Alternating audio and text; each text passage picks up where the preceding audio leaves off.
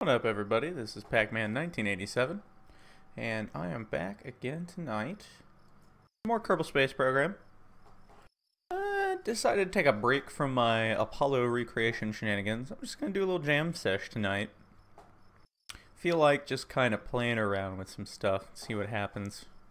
I think I'm gonna start with Skycranes, because I do like making a good Skycrane. And I'm just gonna go from there. We'll see what happens. Kind of feel like I want to build a Skycrane to land on the moon. See how the details evolve as I play with it. And then maybe, if there's enough time after that, we'll see how long that takes. That could take a while. If there's enough time after that, maybe we'll play around with some airplanes. If not, we'll do that next time. Let's dig into it. I'm feeling like I want a Skycrane land something on the moon. But what do I want to land on the moon? It needs to be interesting enough. See what we can do with that. What is this little thing? I kind of feel like I want to turn this thing into something. I want to, yeah, I want some kind of rover or something. Let's see if we can turn this into a rover. What do we got to work with here?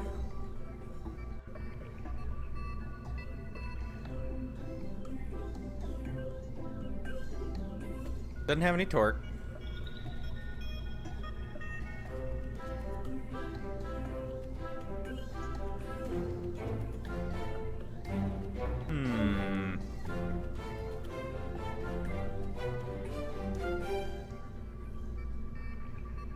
What can we do with you?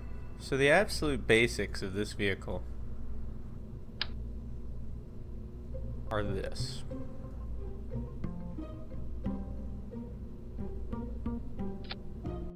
There it is. Absolute basics. Go to the moon. So you get 1,000 meters per second of delta V, which is way more than enough to get you back into orbit to whatever you're trying to rendezvous with. And you're like a 5.64 thrust to weight ratio, which is way too high. That's okay. And do we want to put anything on there? Let's see. How's its RCS balance anyway?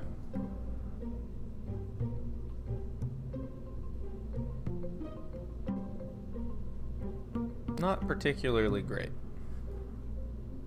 Definitely wacky wobbly.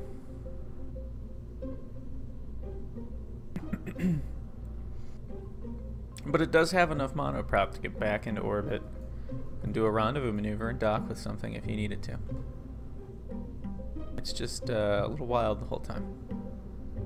150 electric charge, that's pretty solid. Could be better, could be worse. Enough to get it where it needs to go, though.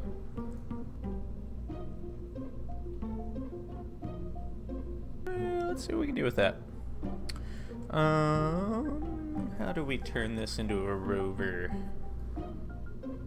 There's a lot of different ways to do that. Pretty small, too. Is good.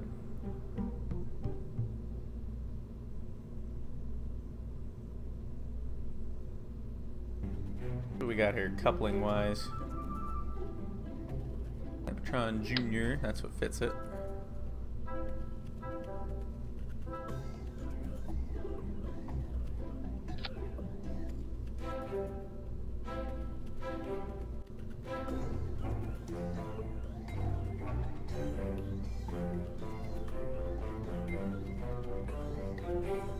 It would even be.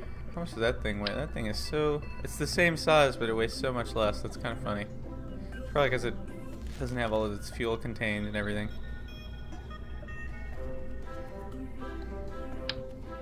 Bigger you. You're not very much bigger than that.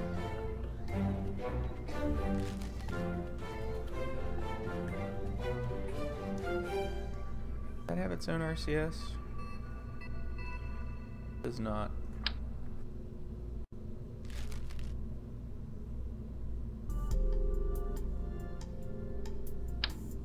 Main pod. You gotta love the main pod.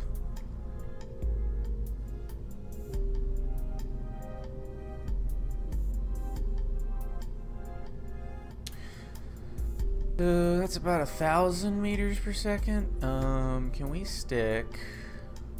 What do we do here? Like a connector port on there that we could then dump later on? That is what we would need. Let's worry about our... We're gonna make this a rover. Let's worry about this first. So we've got these two things. This is promising. We've got these things sticking out at the sides. We can mount stuff too. Let's see what we've got. Octagirders, decouplers.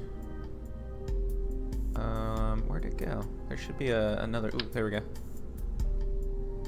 These things are pretty good.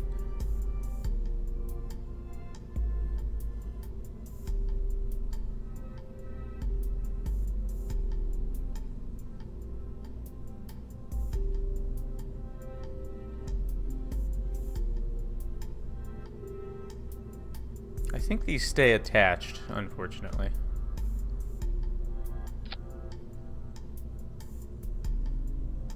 Or part of them does.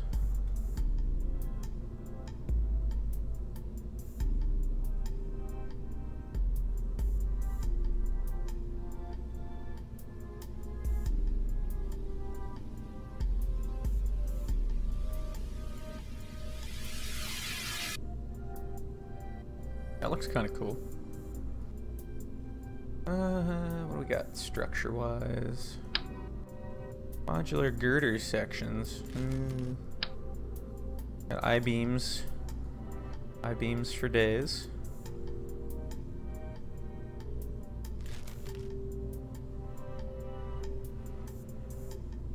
This is a decent way to design a rover. These I-beams are pretty good for this stuff.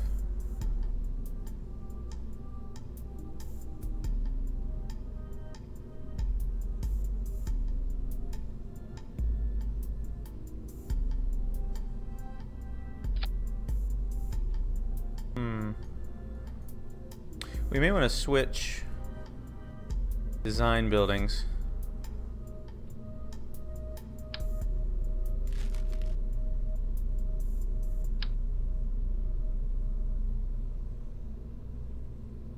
Mirror symmetry over here is a little more useful for certain things.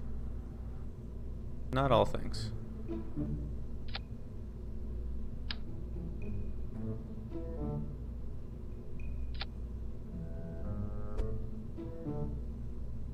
That looks pretty good. I like it.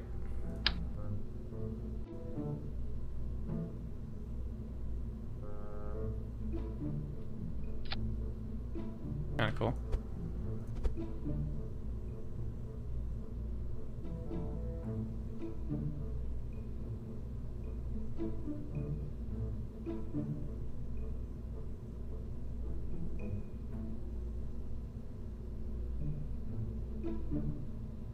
And we have kind of a structure to this. We got wheels wise. They've added some new wheels. Actually have some moon wheels.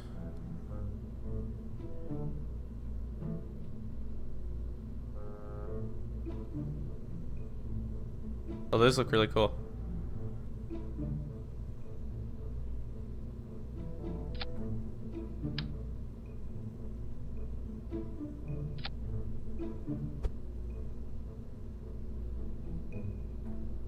Center of mass on this thing. Alright, so that's dead center of mass. Are those wheels going to clear this?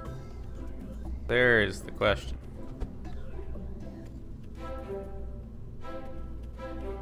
And then they don't even... That's rather annoying.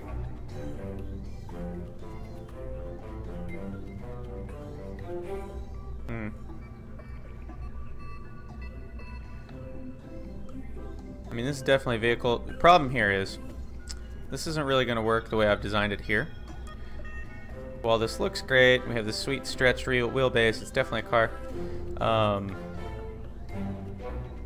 There's a little problem with this. This rather, is too big to fit in anything. At least anything effectively. That's not really going to work for us. We need to make that smaller. Let's see what options we have.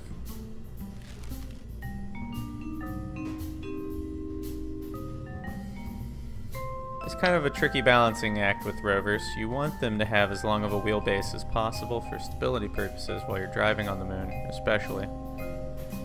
But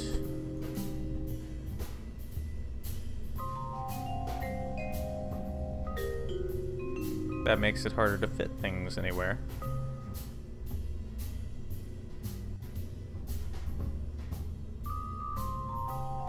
This thing is pretty small though. These girders might just fit into a lot of stuff. Where's my wheels? There's my wheels. Get them out as far as they can possibly go. Okay.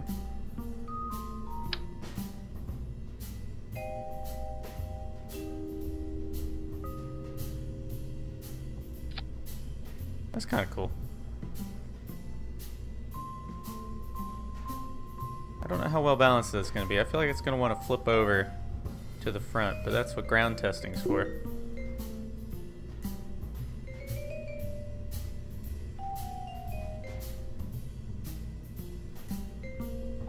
I'm sorry, I do not have the answer to that question.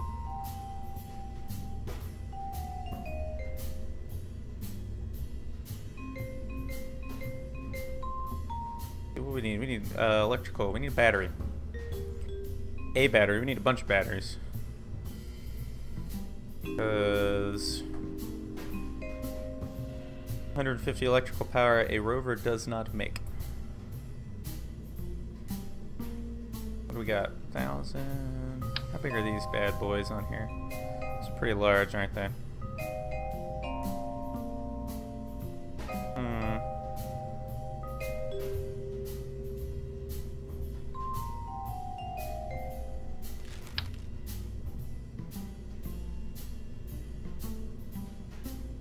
That could work.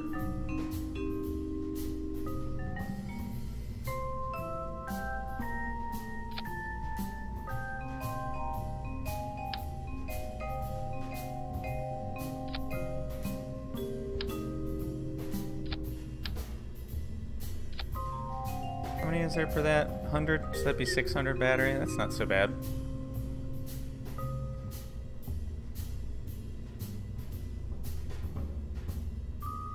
Interesting.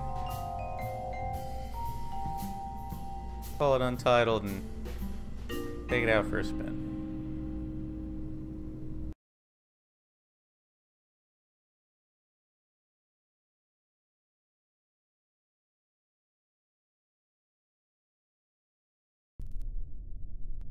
I didn't realize it's nighttime. So here on Kerbal, we run into a problem where the suspension is probably not sufficient for this, but we can cheat. Where's my... Where are you at? There we go. Hack gravity. I think there's actually a thing in here somewhere.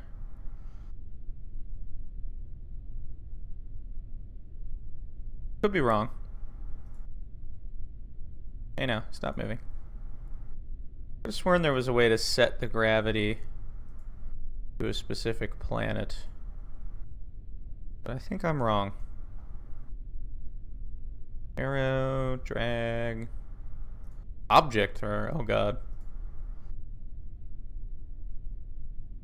Oh man, we have a set orbit tool now. I really like that.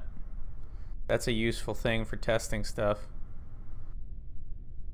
What? There's a database. Oh my.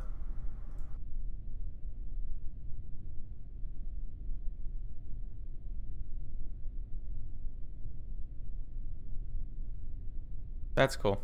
Alright, well let's see how it performs on Kerbal's gravity, because that's a pretty good indicator of what it's going to do. So it looks like somehow it's decided that it's backwards, so that's not very helpful. Seems relatively stable, probably by virtue of how short it is. Is it actually clearing the ground? It is. So if it clears the ground here, it'll clear the ground on the moon, I think. The tricky bit is if it hits like a crater or we jump a bit and it hits the ground and it blows this poor thing up. So you kind of got to be careful about that. You might want to find some way to lift it. Handles pretty good though. Now that does not mean it will handle well on the moon.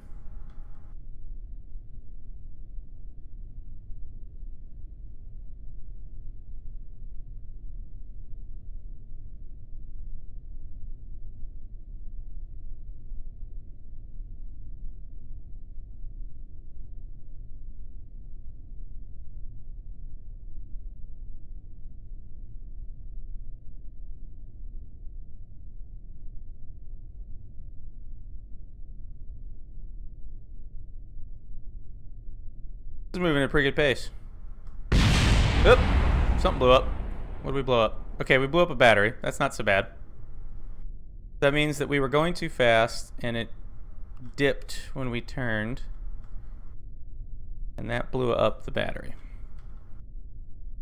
So, let me check something here real quick.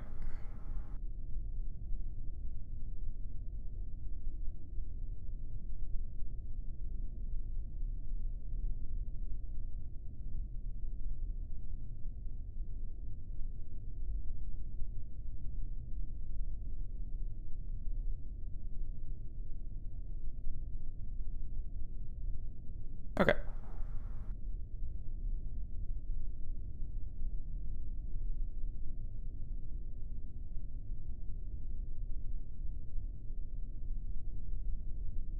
So, I think we need to lift it and we need to tuck the batteries in more. Let's try driving off the ramp here a bit. Need to find some bumpy terrain.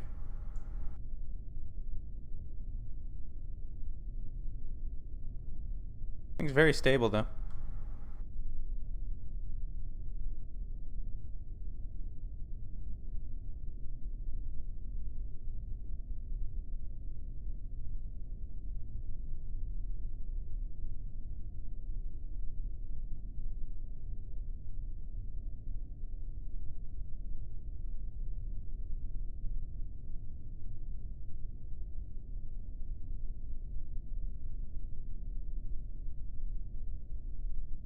Oh man, there's a lot more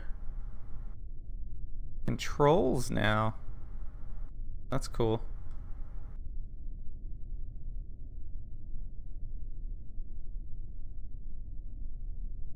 Very interesting.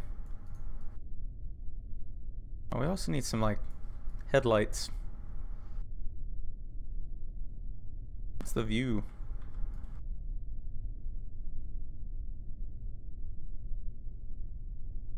It doesn't give you much of a driving view. Kind of funny.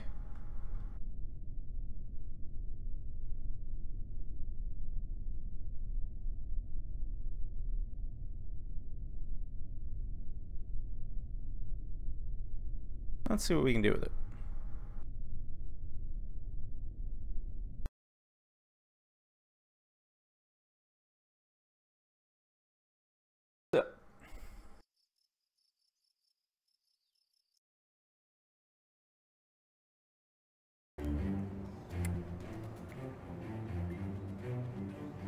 Doesn't get much in the way of suspension travel. But there are ways we can lift this. For instance, and bump this down about as low as it can possibly go. That gives us a lot more ground clearance. Then we take our batteries.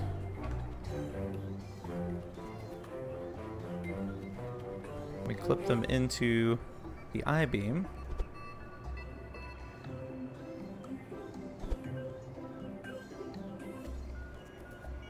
That looks pretty good. That ought to protect them.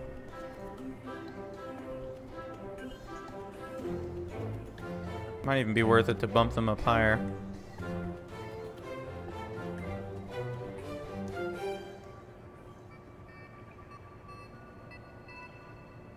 I wish we could get this a little bit lower.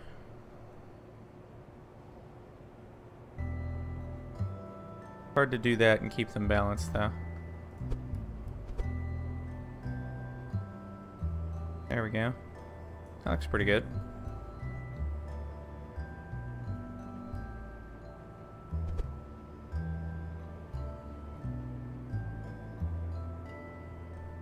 Let's see.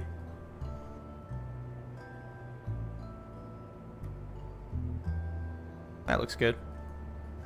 That gives us a little bit more ground clearance. I'm designing a rover.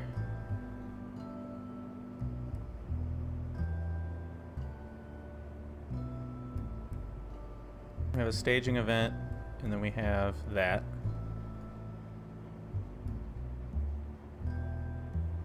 Let's back out real quick and fast forward to the next morning so I'm not driving around in the dark. We're also going to rotate this so that it's driving the right way.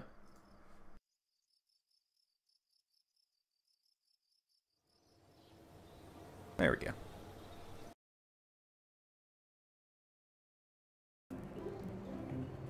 Right now it thinks we're pointing backwards. Wow, that was effective.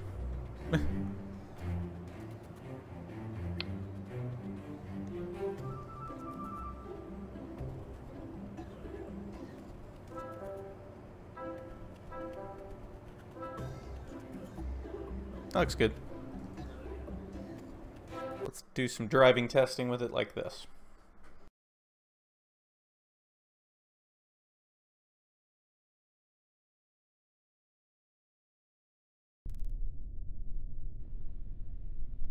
Look at that. That's a lot more ground clearance. I'd love to know why it keeps wanting...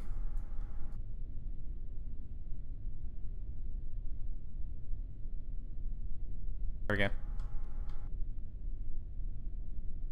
What is happening there?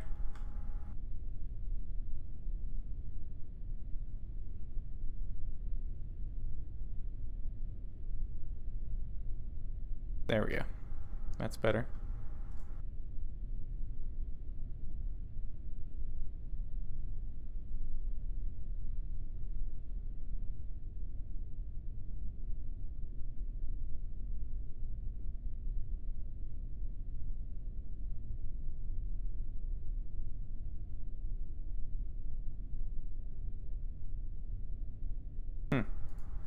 Let me figure out why it's decided that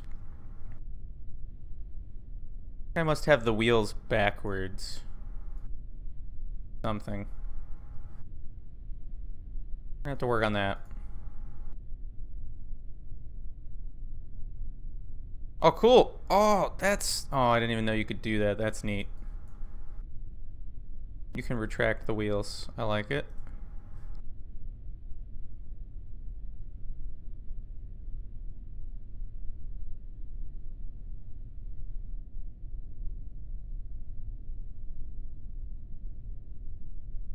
See, now we got plenty of ground clearance, and it'd be even better on the moon because there'd be less gravity.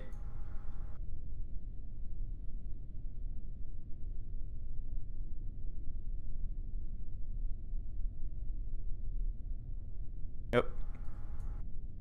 That's looking pretty solid. Let's pack some gravity real quick.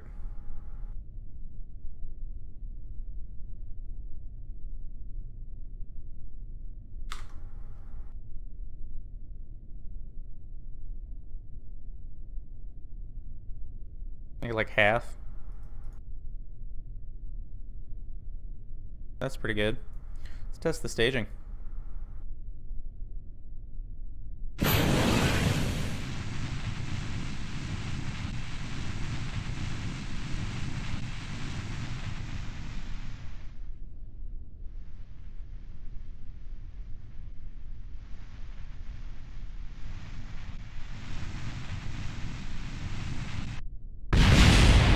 Oh, darn.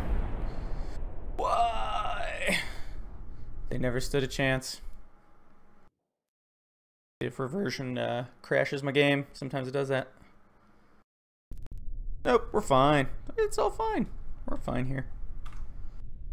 Alright, we're gonna unhack gravity, because we don't need to. So staging works. So I would call that a rover lander. Just need to kind of debug it a bit because it seems to be backwards. Not 100% on why. See if we can figure that out. All right, so we got wheels.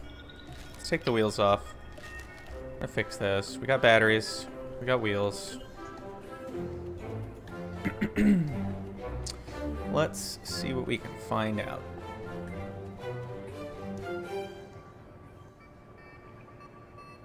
Where are my wheels at? Rover wheel. You know what it is? Bet you I turned them.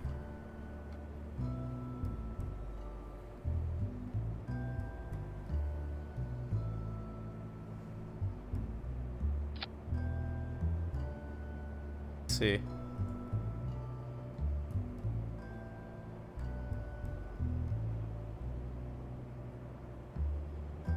Unfortunately, that doesn't do wheels. We're just gonna have to do testing. Is there any kind of visual indicator on these of what's forward? Nothing that I can find.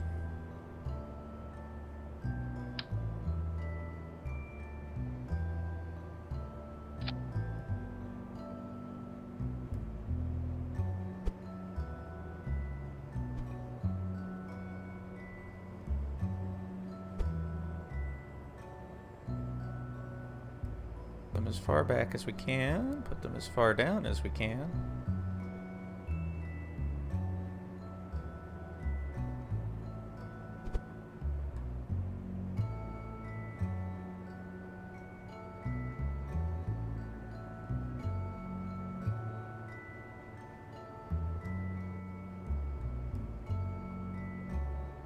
There we go.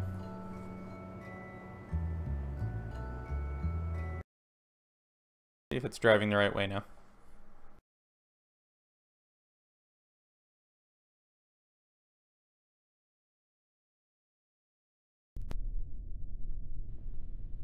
Nope, still backwards.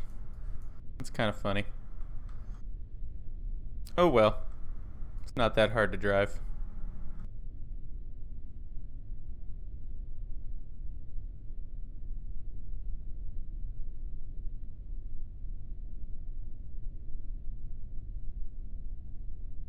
There's even, what we got here?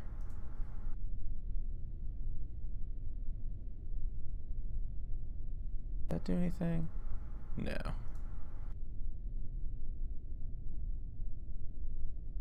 Not bad.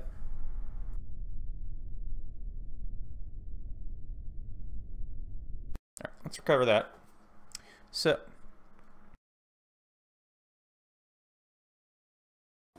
have ourselves a rover lander. Now what do we do with it? Well, it still needs a few things. We could probably use a light. Headlights are nice. It could probably use solar panels.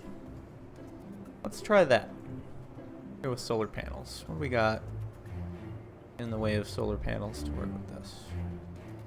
Here we go. We'll stick that right there.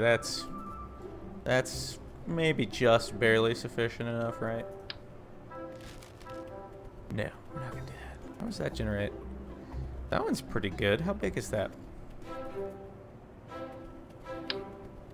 It's huge. Okay.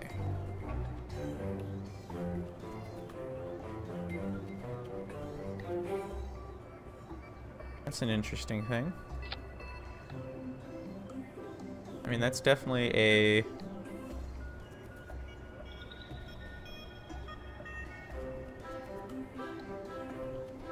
pretty decent solar panel. Max charge these all generate. 1.6, 1.6, 4. A little more efficient.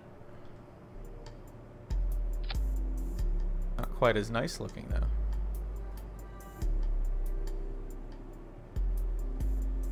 Even like put this somewhere cool like this.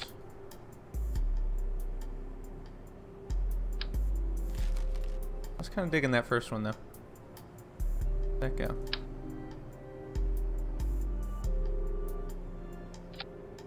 That's kind of cool. It looks like it belongs.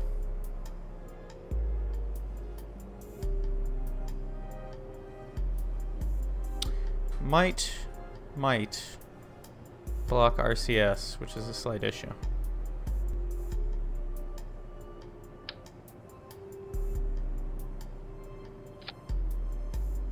We would have to do some testing to figure that out. Why does it keep...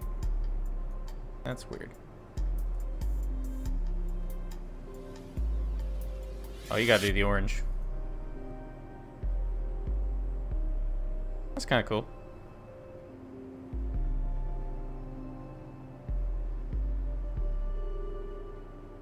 I feel like that's gonna get in the way.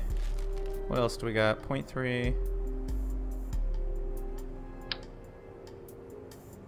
Honestly, we could just have like a little array of these. Ought to do the trick. What does that give us? 0.3 a second. So 4 of them would give us 1.2. Yeah, that'd be pretty solid.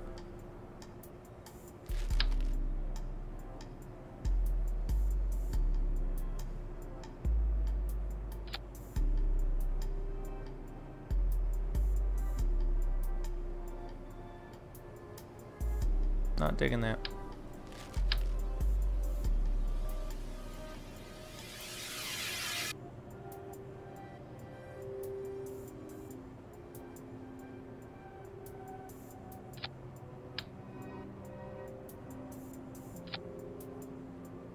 That's cool.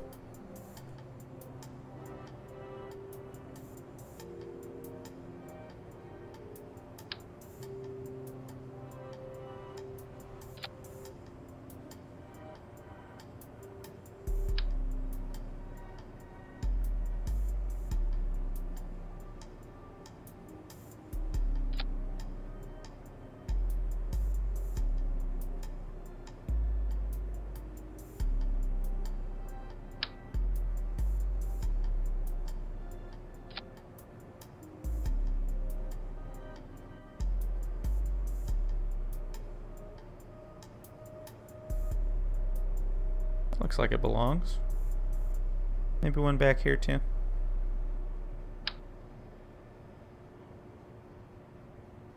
Maybe even 2 of them. Ooh, fancy.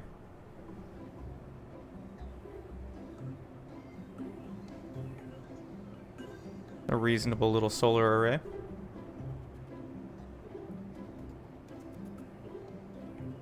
Doesn't impact my delta V too much, although it is fairly significant.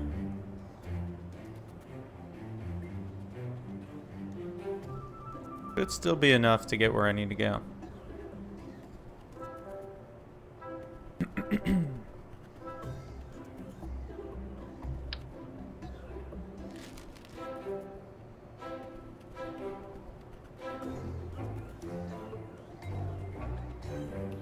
Very interesting.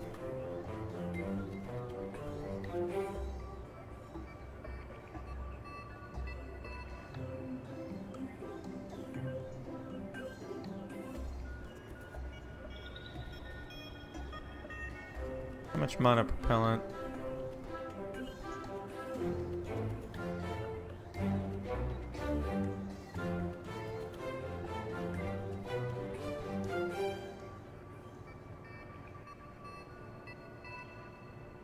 There we go, translation. 103 meters per second, a delta V of translation potential. It's not too bad. What would a light do to this?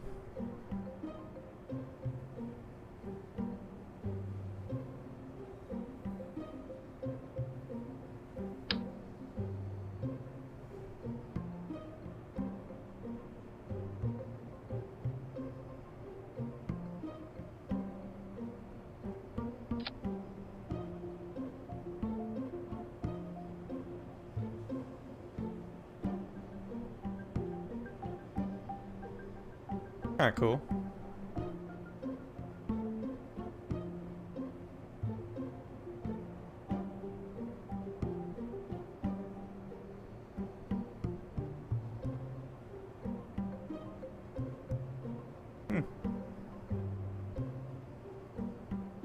digging it.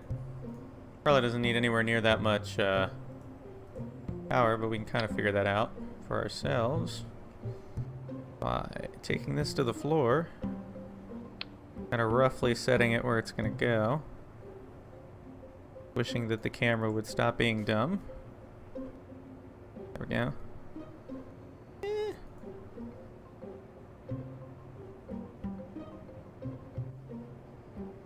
That's fine. Alright. Kick it back over to the main editor.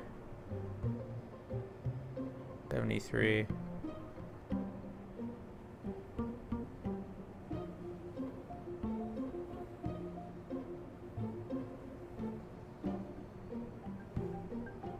That seems a little more reasonable.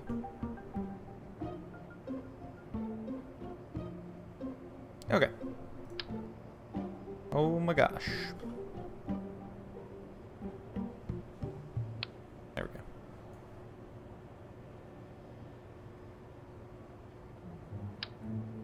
That gives us a little bit. We could probably just leave that off.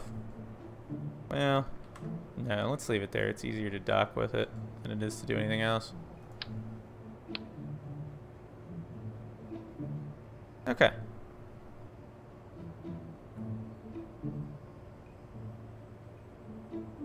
What else does this thing need? Well, I'm gonna need the ability to attach something to the top of it. And it needs a landing device. Where is... Not that.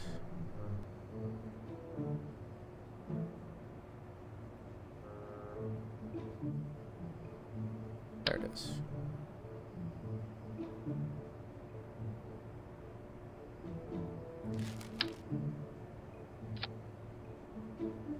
There we go.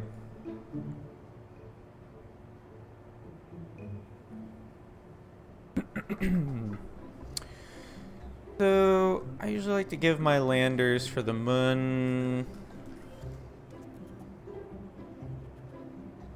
Well, you know what? Let's take a peek. How much does this thing normally have? If you just slap one of these together real fast. We'll just go with about 1,300. See how we do.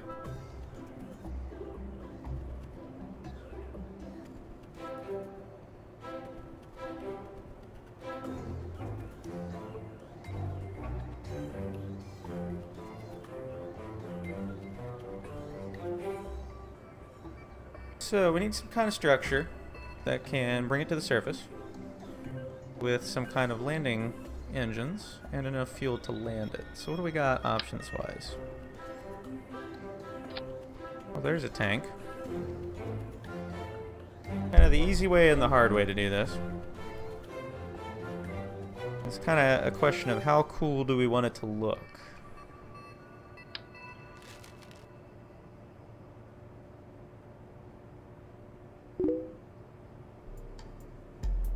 Hi, kind of just riffing at the moment. This is a, turned one of the little Apollo-style landing capsules into like a little moon rover. And then I'm going to build a Skycrane to land it with. Which is kind of like how they landed the Curiosity rover on Mars, where they lower it on a cable. Excuse me. Dumpling external tank. How big is that? 9.9, 27. No mod. This is the, well, the crane is a mod. The lander is not. That's part of the new Making History expansion. The crane is part of, I believe, Kerbal attachment system, if I remember correctly. Where they have a whole bunch of, like, attachables. Including a crane that you can use for moving objects. I don't want to do something with these. How big are they? I feel like I could make something neat looking with that. What do we got structure-wise? I also have a couple of like a near future construction pack that adds some nifty stuff. Ugh, no, not that. Alright, no. Way too big. Way too big. Those are all really big. That's kind of an interesting part.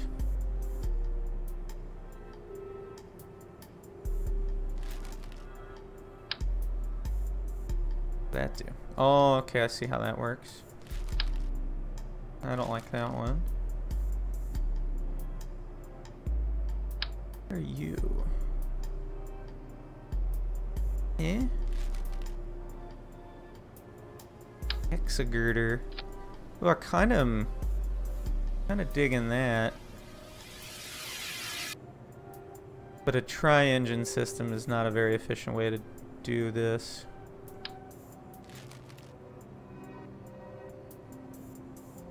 Thinking maybe this thing. Where'd it go?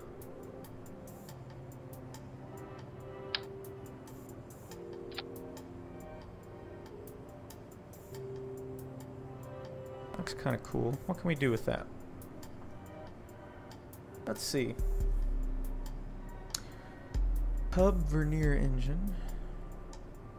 Only gimbal in one direction. Not really going to be useful for what I'm trying to do. I need to figure out something interesting to do with them sometime though. They're kind of cool. There's always the Twitch engine. It's just always a solid option.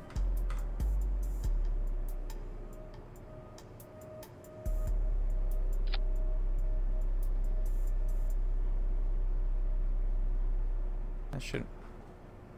Mouse acting up all weird. Second.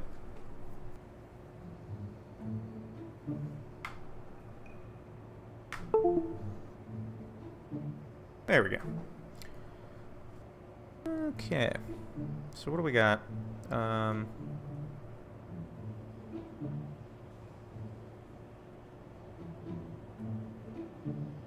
that up there.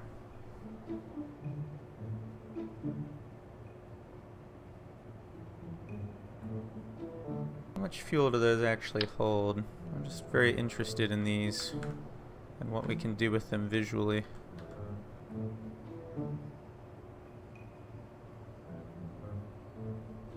That kind of looks neat.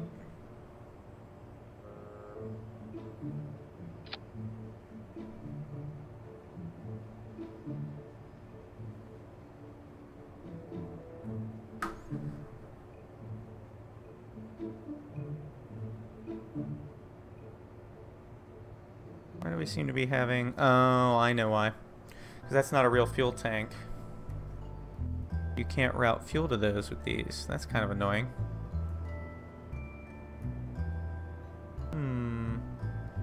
Any way to make that happen?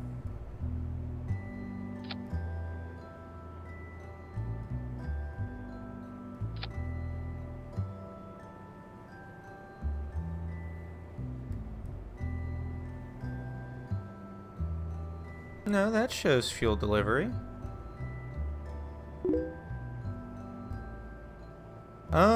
That is a very good question.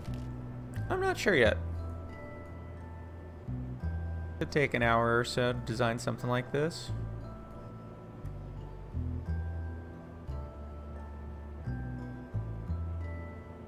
The fuel is flowing.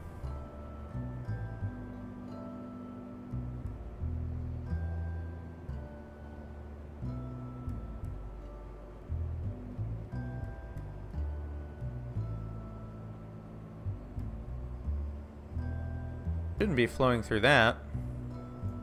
That's interesting.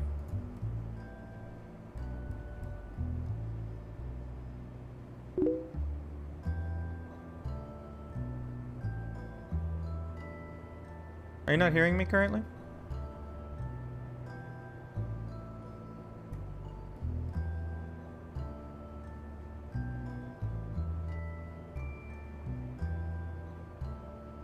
I can turn myself up if I'm not loud enough.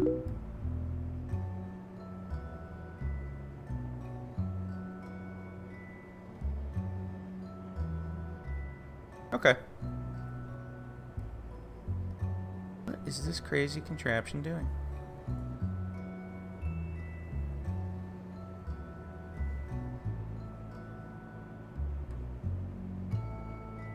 Guess we just have to test fire this. 499. That's really not terrible. I wonder if I do this.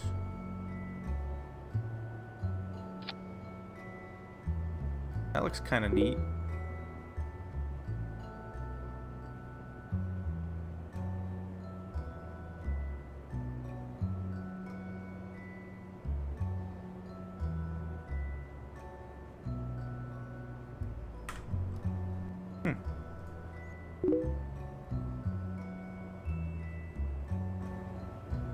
I'm checking my YouTube right now.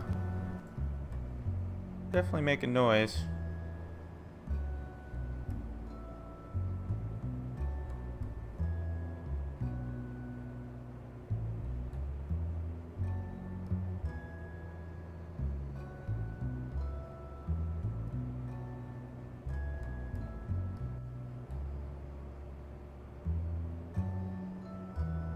Let's see.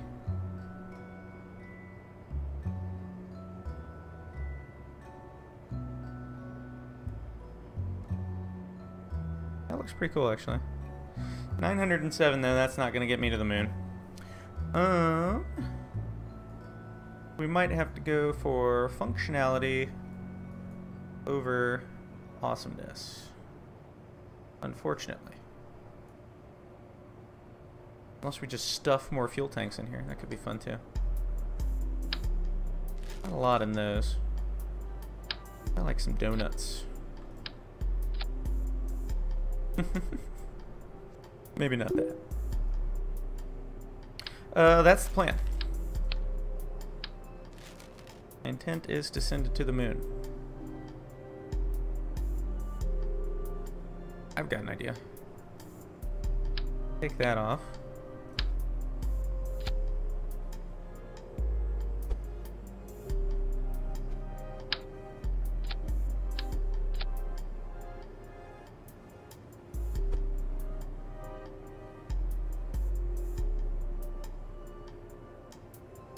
That's a fairly workable amount of fuel for a moon landing.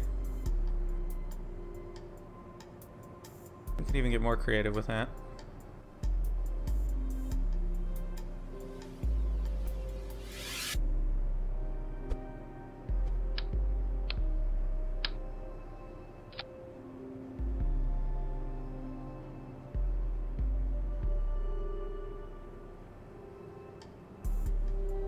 No crossfeed.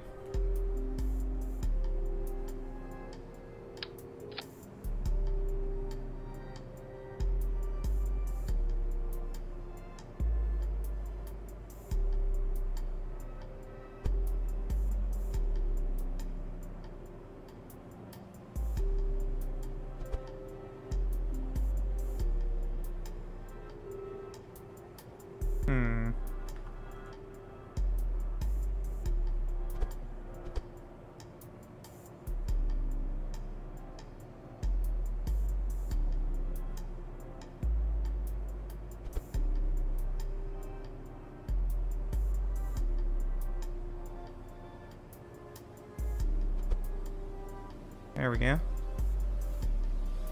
That's kind of cool.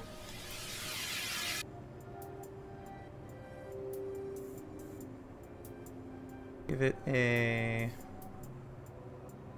command thing.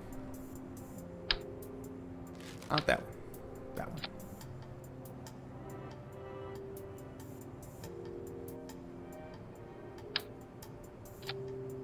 There we go.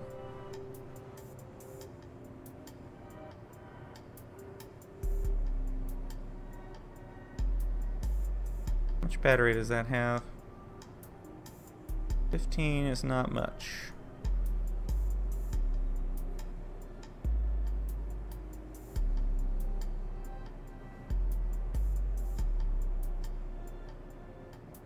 The absolute lightest we can do here. 0.0175. Yeah, that would be that one of those.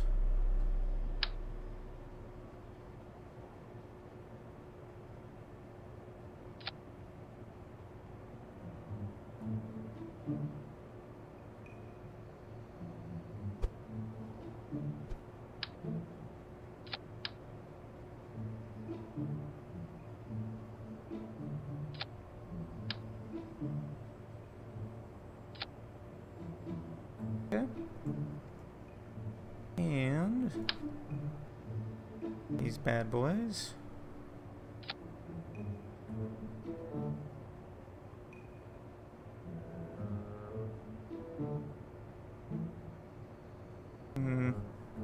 Not really a fan of that. Much better.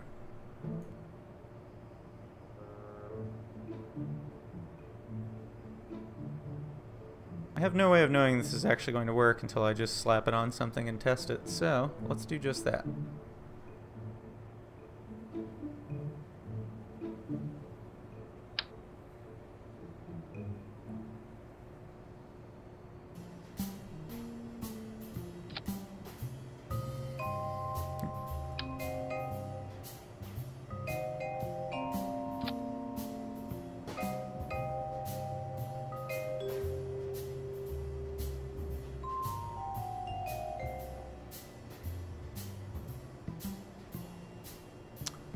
Let's see.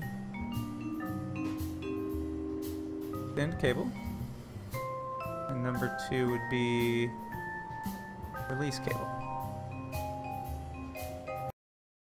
Do a fire test.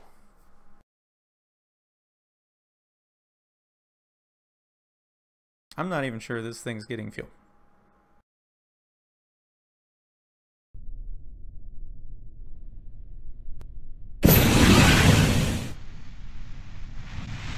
Hey, look at that.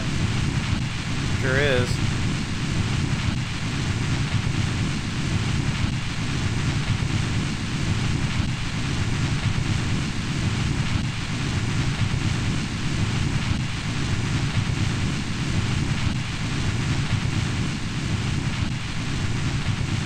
Alright, we're gonna fire this to burnout, just to make sure. I think it also has way more delta V than I was realizing.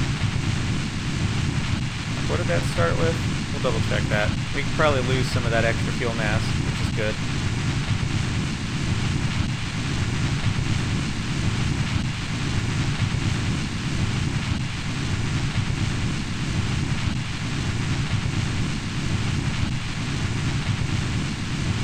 Very cool.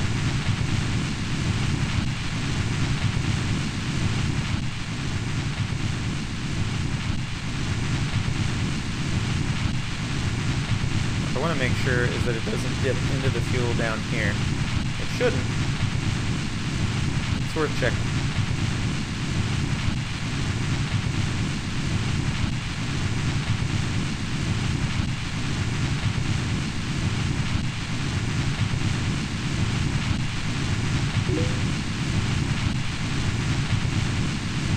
Oh, that's what we're doing now. Okay. Cool. So fuel test. That's good. So this should work here. Looking good.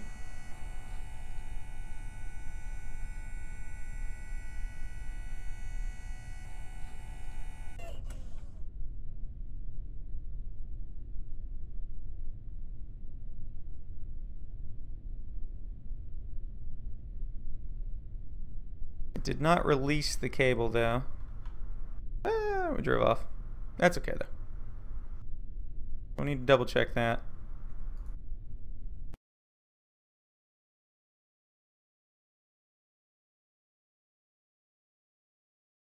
So one that had like way more delta V than claimed.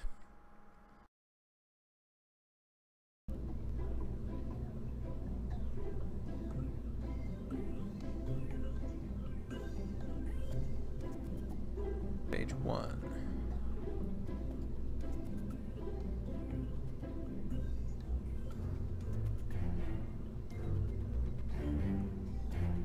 Interesting.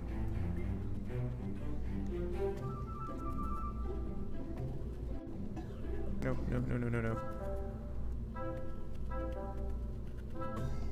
Don't shrink those.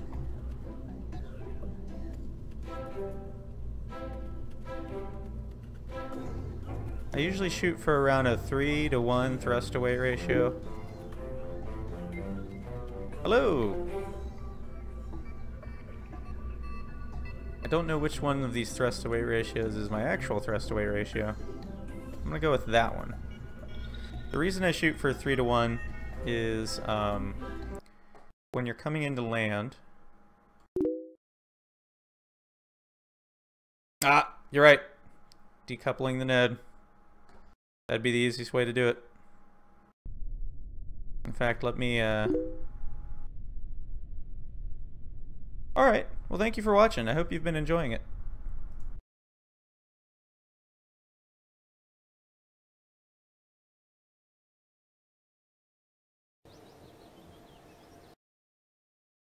See this one more time. That would be the trick. A land speeder? How would I get it to... Be tricky to get it to hover.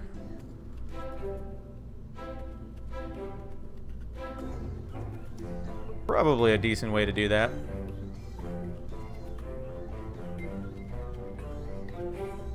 Let's see.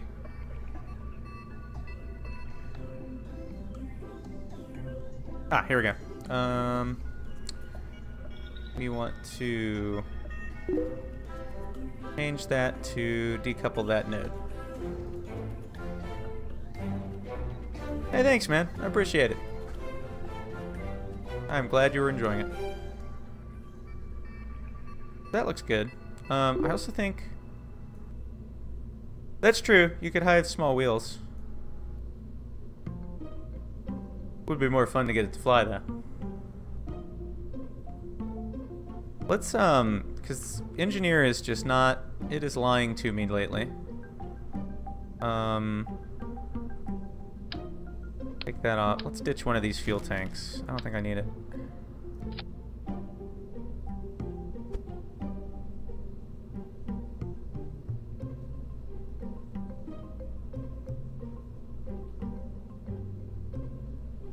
Okay.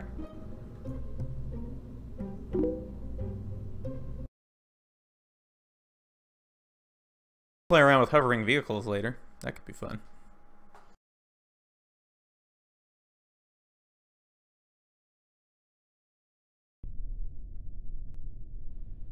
So, see, that's weird. Now it says I have... I guess we do need that third one of those. What does it say my actual thrust to weight is? We want the moon, though. It's saying on Kerbal it's 4.46, so we should be able to tell which one the real one is.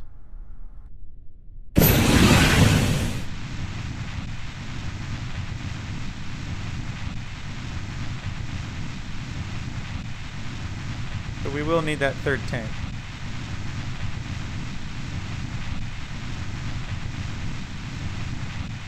Oh, okay.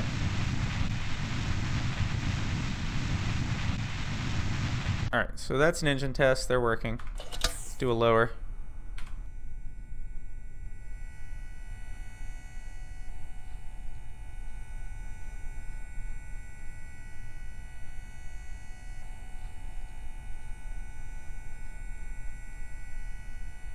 Look at that. It definitely decoupled. That solves that problem.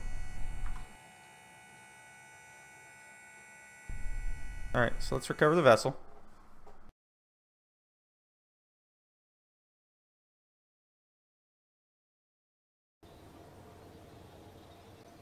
Clear that. We're gonna want more fuel.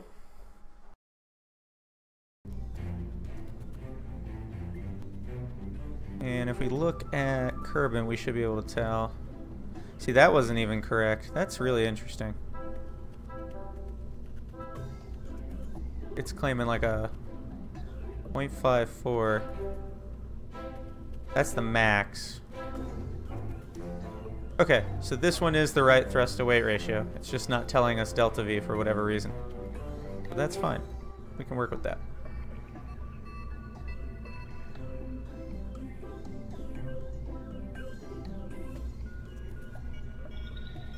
Let's put back one of our fuel tanks. Okay. Where are you at? Fuel tanks.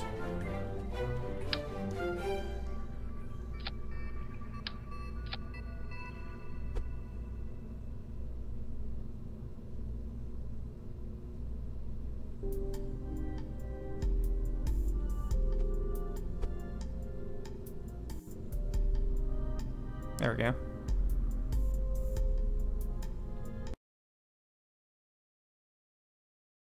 Now let's see what it claims.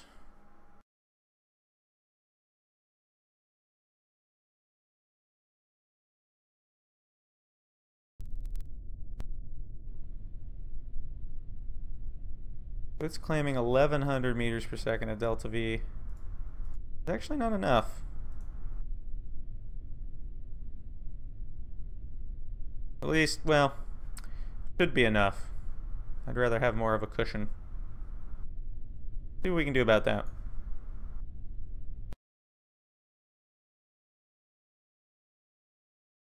How much does that differ from what it's stating?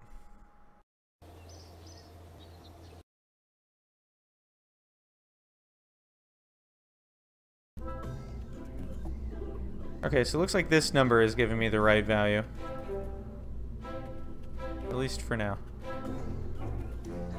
We would also want our... Let's see.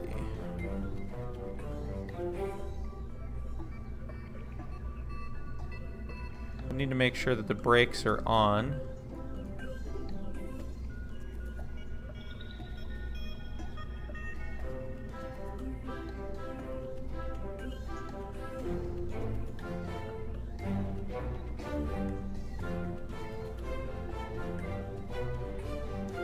$1,921.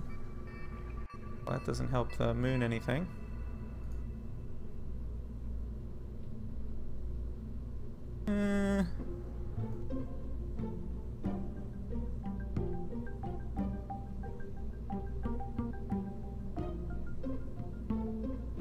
Okay, so it really does have 1,321, which should be more than enough to do what I want it to do. So I think we'll go with that. Worst case scenario, it doesn't work. Let's see. Got that, got that. That all looks good. We know that this is the real thrust away ratio. That looks solid. That's all looking good. The reason for I like to target a 3.1 thrust to weight ratio when I'm doing a lander specifically is if you look at, we take a peek at this here.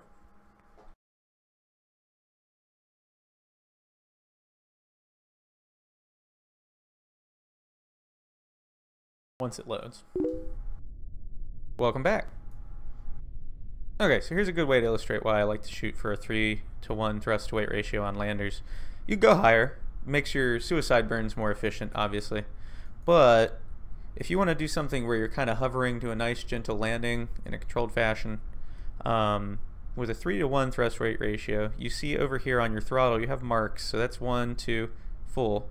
These are at a third, so with 3-to-1 thrust to weight ratio, you know right about here is your hover point. If you're sitting about there on your throttle, you're canceling out gravity.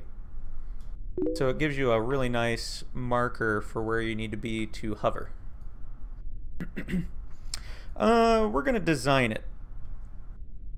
The launcher shouldn't be too hard.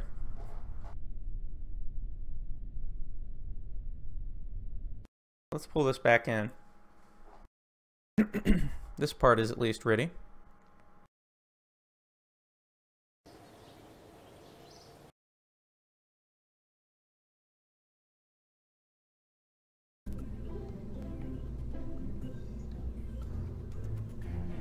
Extract those.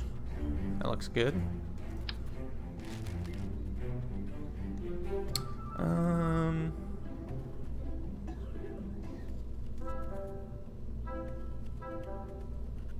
Call it the MC LV, Lunar Crane Landing Vehicle. Why not? I like it. It looks neat. So we've got that.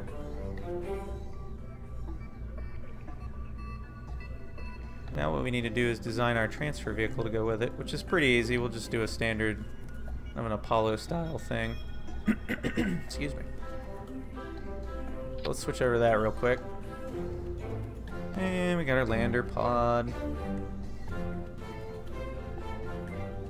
We could even do Yeah, we got our lander pod. What else do we got? We've got...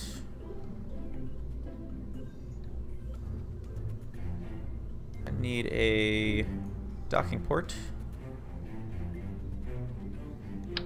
Electron docking port. Yes. We're gonna need some parachutes.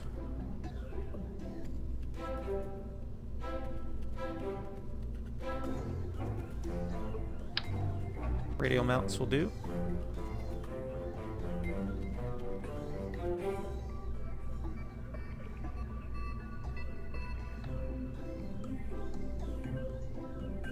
I think I'll do one, and I'm going to individually place them.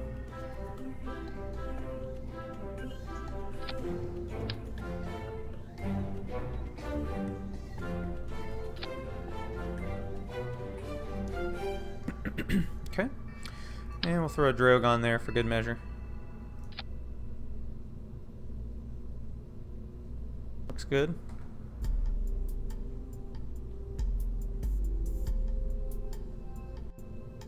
And we need a heat shield. All the usual accoutrements. Looks great.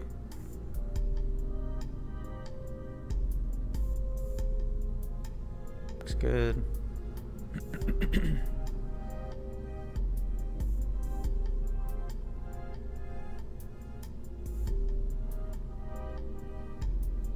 We want that disabled to begin with.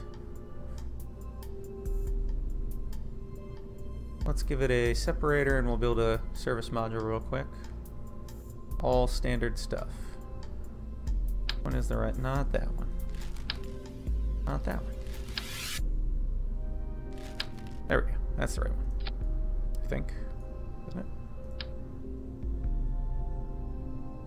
Yeah.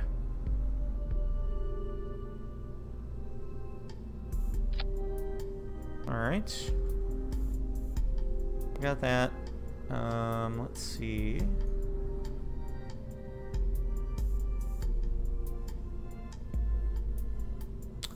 There is a vehicle I want to check.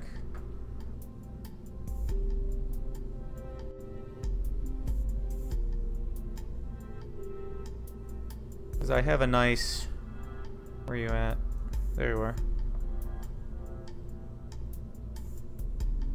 This is an old Apollo recreation I did. I have a good threshold for how much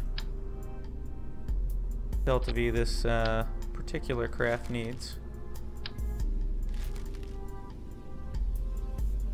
It needs to start with about 1,000, so go back to what we were working on there.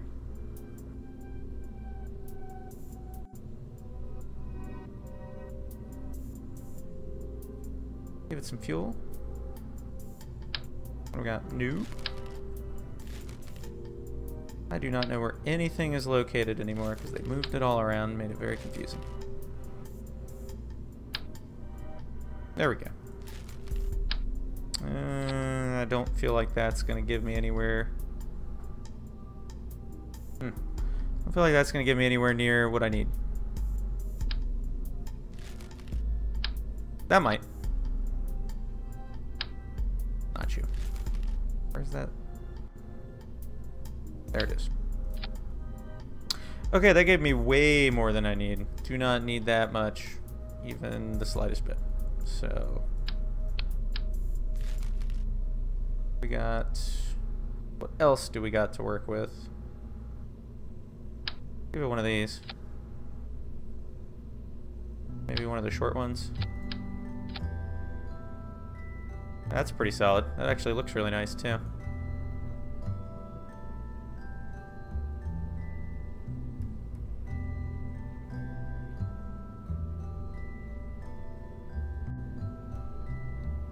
That's fine. It's gonna need monoprop. And it's gonna need some RCS engines.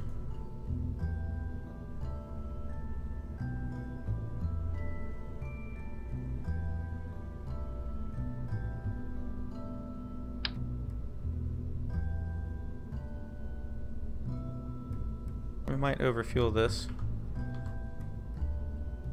Just kind of to make it drag that center of mass down a bit.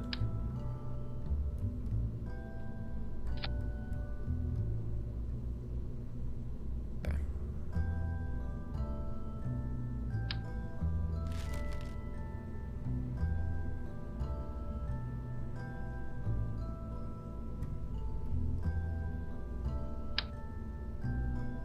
That's interesting. They actually made those smaller, I think. I feel like there were more before.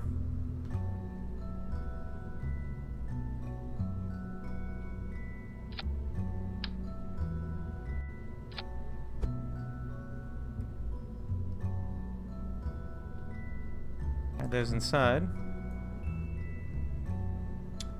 Let's put a relay thing on it.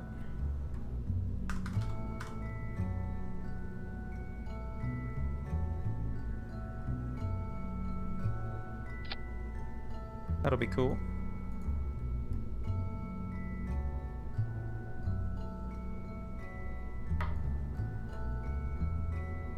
And might need to offset that a little bit actually. Or even do a different thing entirely. Maybe like one of those. Does that act as a relay?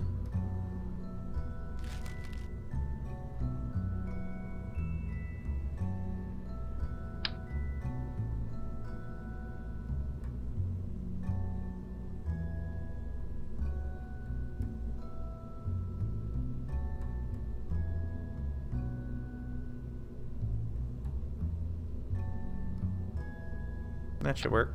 Just put that there.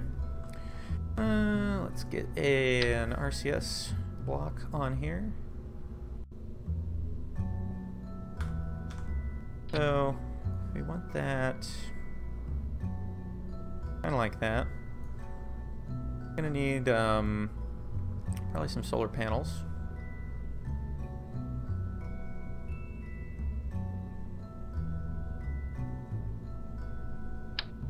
Do 1x6s. You ought to do.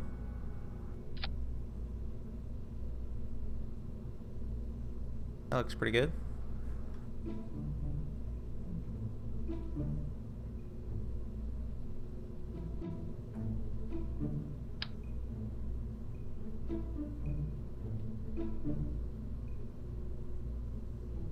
That's interesting.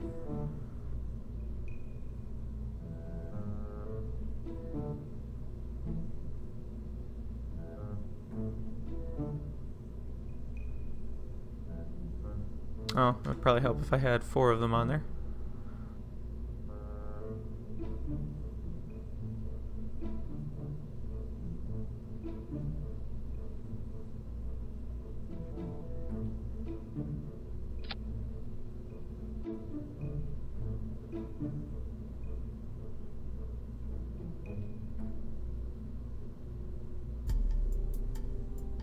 Looks pretty good.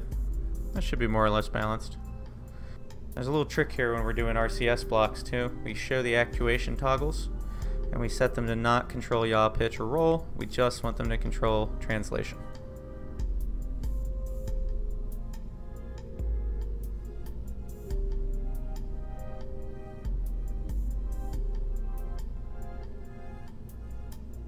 This thing's looking pretty solid. We're gonna add a nice little touch here though.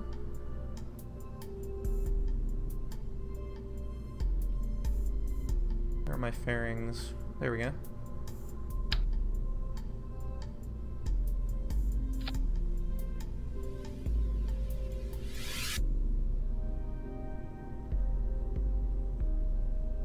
This is just a neat touch. No real reason for it.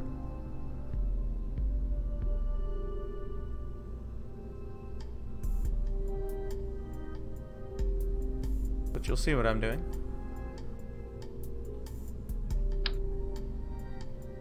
Okay, so we have a launch abort tower and we have an arrow shell to protect the crew cabin. This is something that they actually had on the Apollo spacecraft. It looks really cool when you're taking off. Let's check our staging here. 1,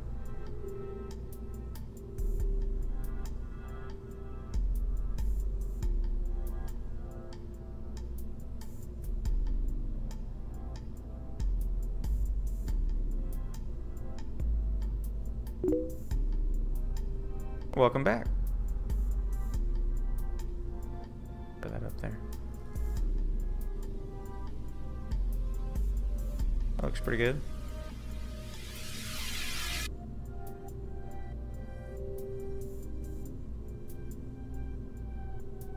Open up this other one real quick.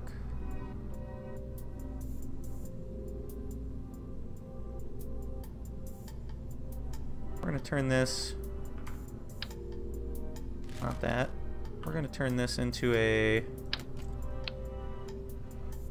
subassembly.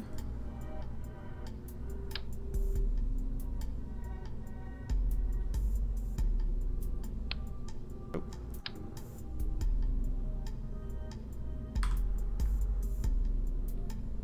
Okay.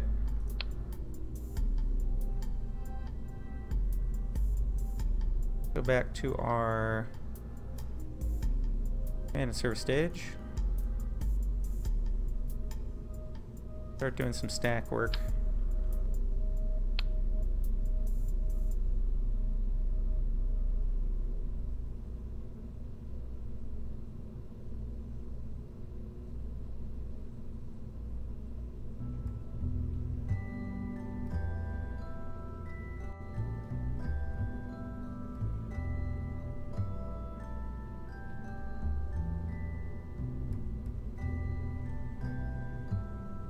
I'll have to check.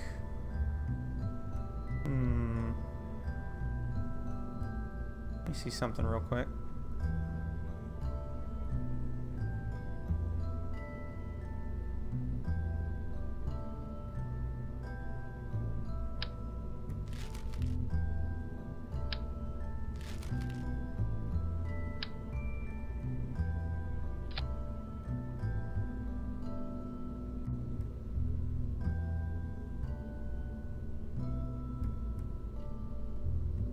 Gave it about 550 in a docked configuration. Okay.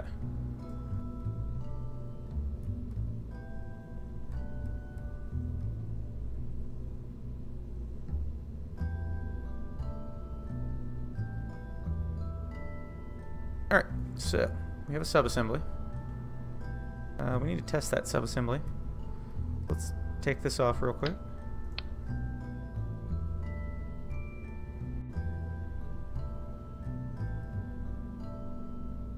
That has about 1560. When we throw this bad boy on here, we got like 992. Yeah, I think that thing's going to be able to handle it. So let's go ahead and start stacking.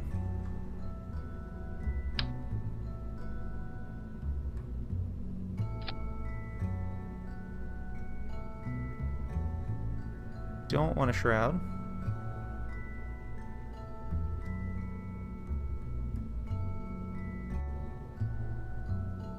That looks good.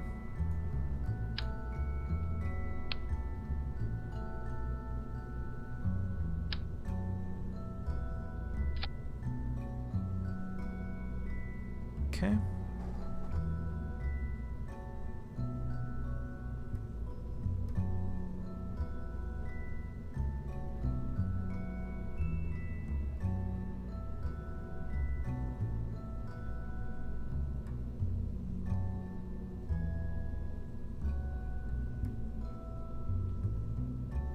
That. Not quite. Wow, this, good grief did that goof up staging. My gosh. Okay. Fix that.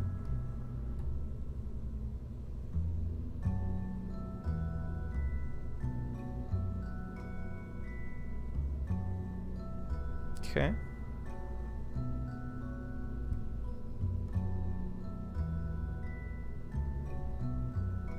That's a little bit better. Hi there. We need something to put this on. What do we have option-wise? I feel like we're gonna need to kind of stack this high. Let's give it like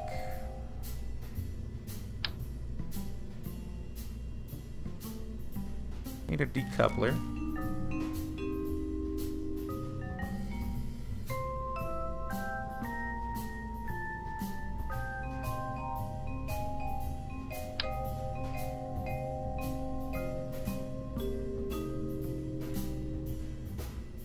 Oh, come on. That's not right. There we go. No shroud needed.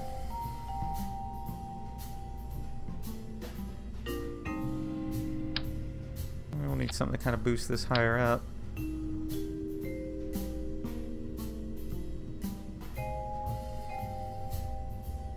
Which that ought to do the trick.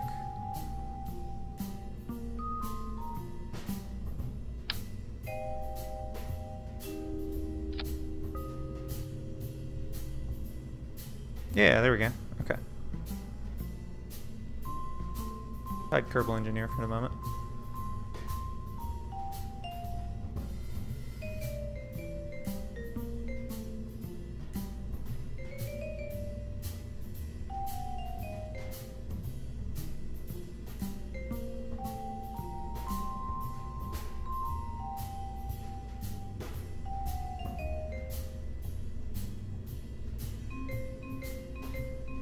Heaviest parts.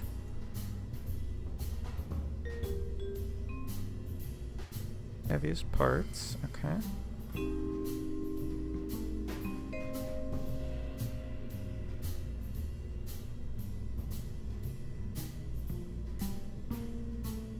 Four sides. Clamshell. Build their fairing. Is that wide? Look at that. That is wide enough.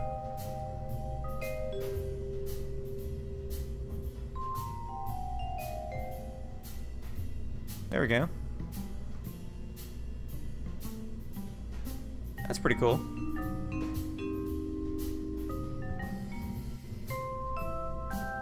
I'm digging it.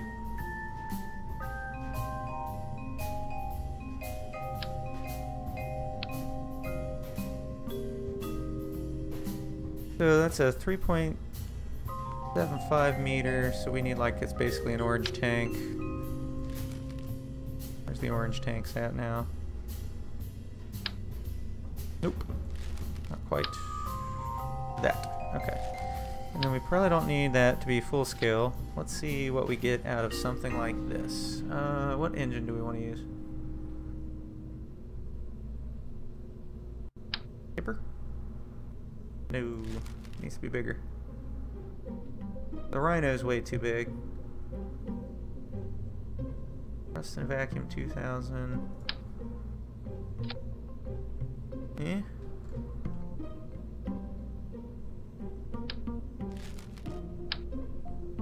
I feel like there's one of these that is designed for this. I could be wrong. Still getting used to these new parts we've got.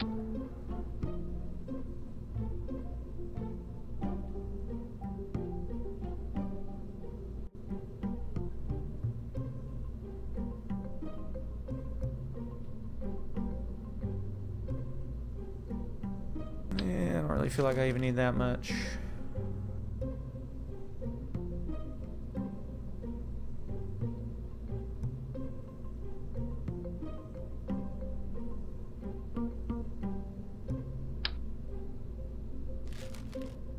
Like a skipper or a mainsail ought to do it.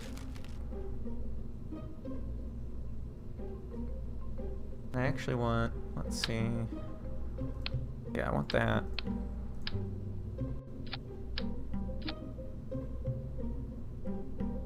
Edit our fairing again.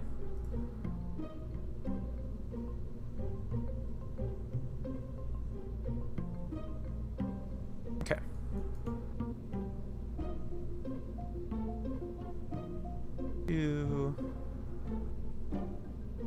Yeah.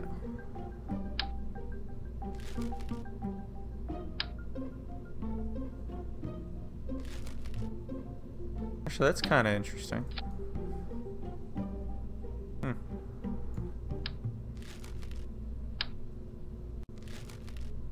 What was a shorter one of these? there we go. And we don't really need that. Let's do like, do an adapter.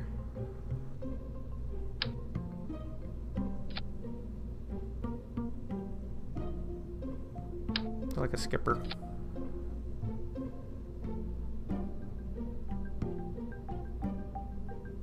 That should be more than sufficient.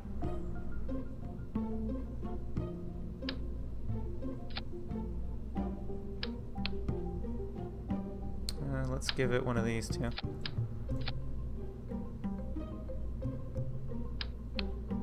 So we're just gonna give it a whole stack. We want some batteries too. There we go.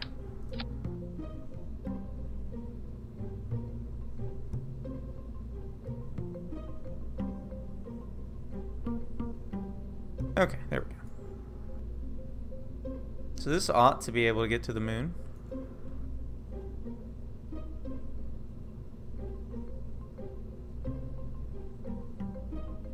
Definitely a wild vehicle.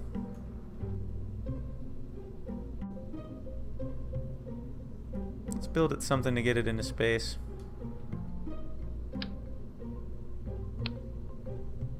I'm thinking maybe 2 more stages. Let's see what we can do. Need a decoupler. Nope. Yes. Maybe? No shroud.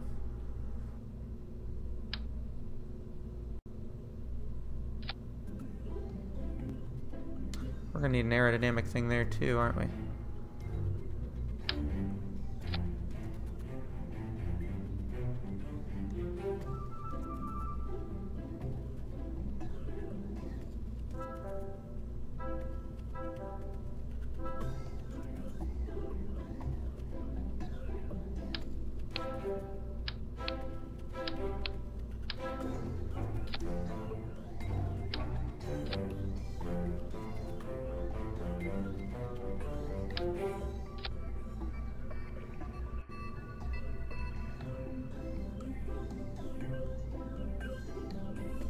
Okay, there we go.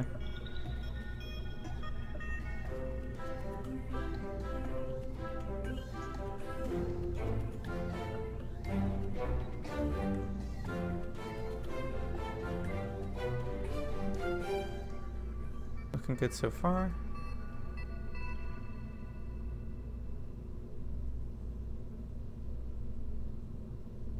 Engines.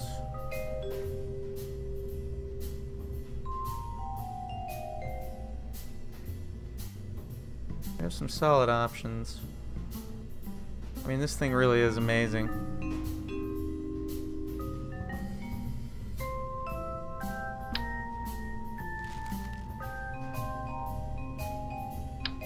Give it like a full orange tank treatment.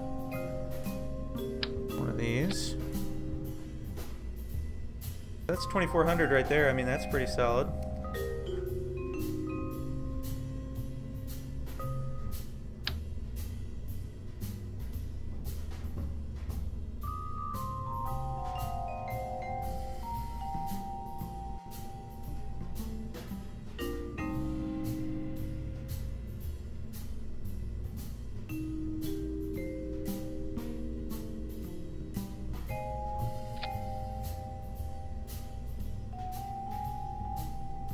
Separators on there.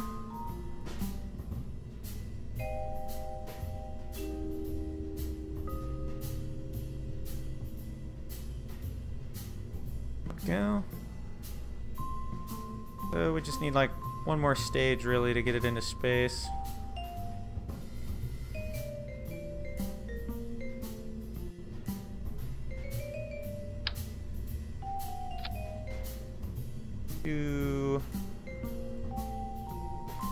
I'm thinking one of these. Like a big guy. If even that, it may not even require anything quite so big.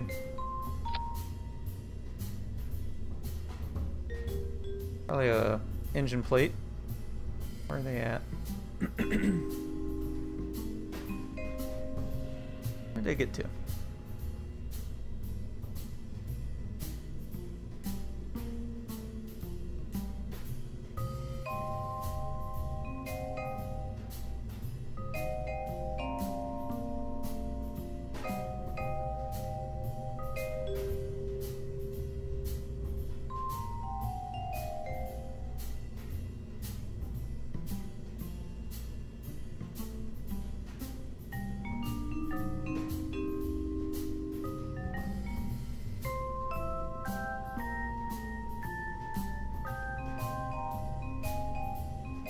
Those are structural plates, not what I want.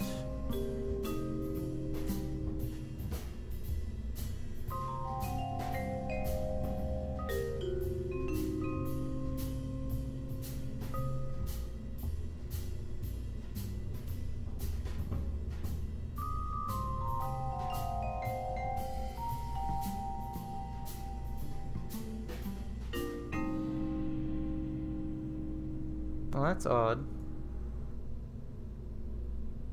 Why am I not finding these all of a sudden?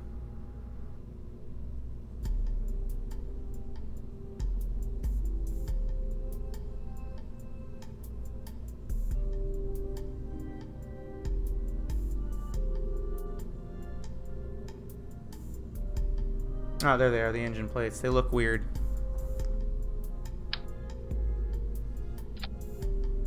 We have an engine stack plate. How many engines do we need to make it look right?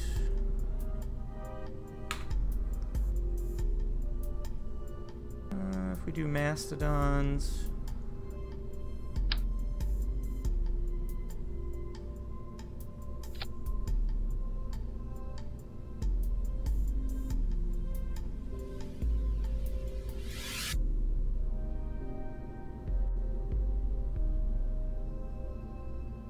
that up there with its staging. This is an odd rocket.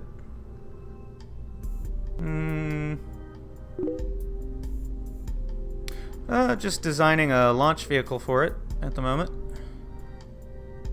I feel like I want that to be a bit bigger. What was the thrust?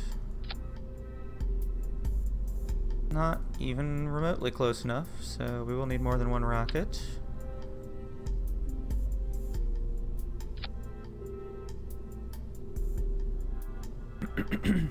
I wonder.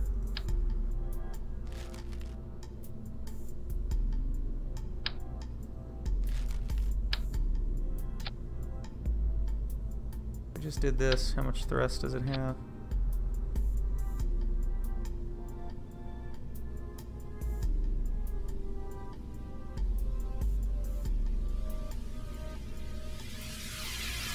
Not quite enough.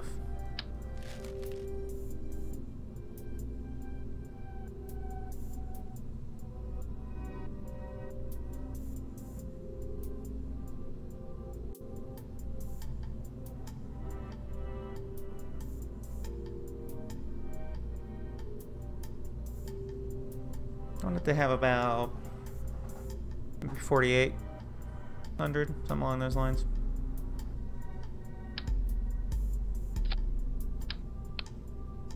Let's see. Fuel tank. Not that.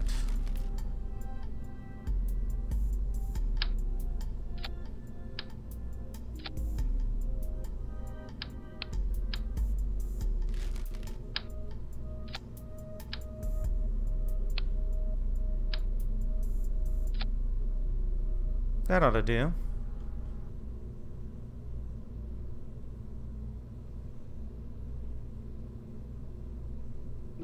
I just need more engines.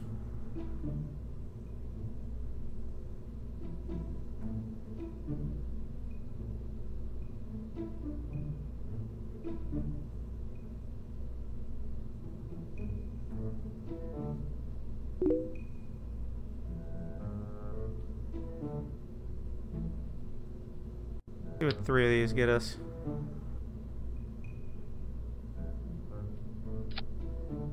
Not quite. Thank you.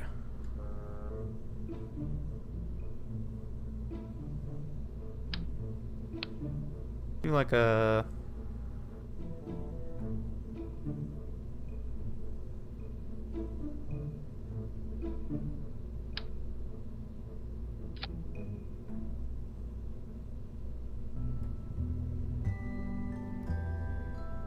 That would do it.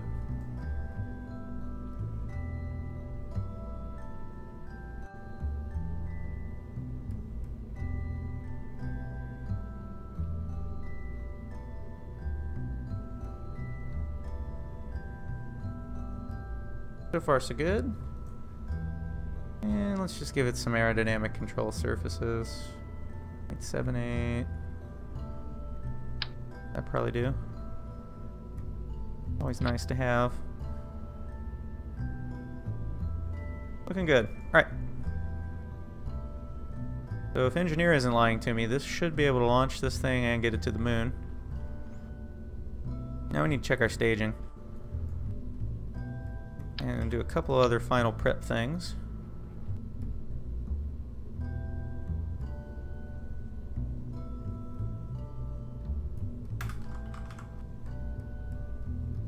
Make it a Mooner Skycrane. Lower it down closer to the ground. Good. Alright, staging. Stage that. Then that separates and fires. That separates, these fire. Looking solid.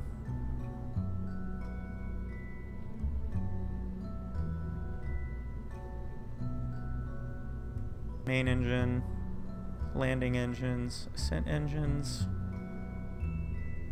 final separator, and our parachutes. That all looks great.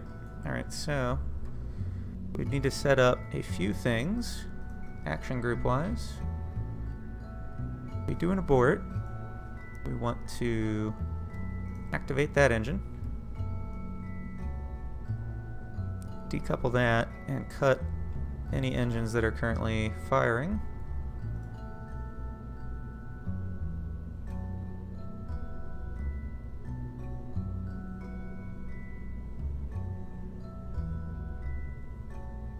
There's our abort sequence. Then custom 1 is how we jettison this. So you decouple the node.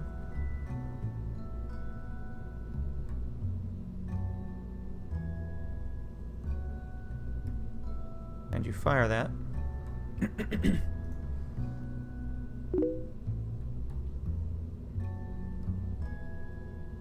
Yeah, I know, right? That part is actually really small. I really like the new lunar landing parts that they added.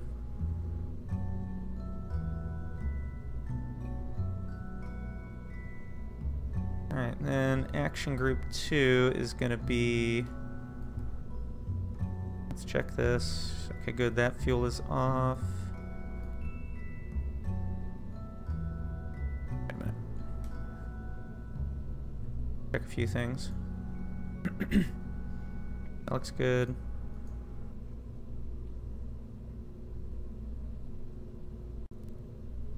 Okay, crossfeed's disabled, good.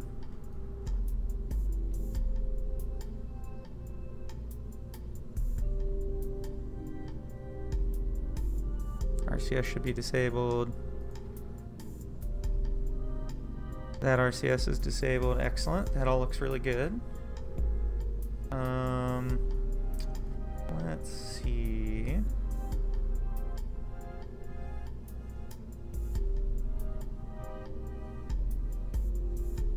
We need the lights group to deploy all this other fun stuff.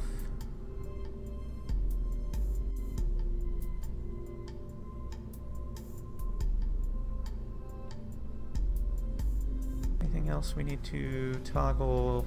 No. That looks good. Alright, and then custom group 2 is going to be the one that lowers the winch.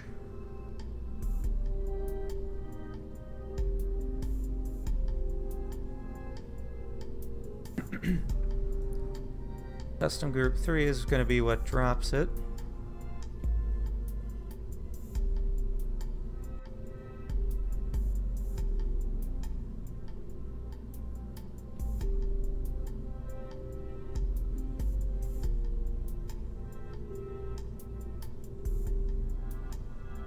I'm going to make that redundant.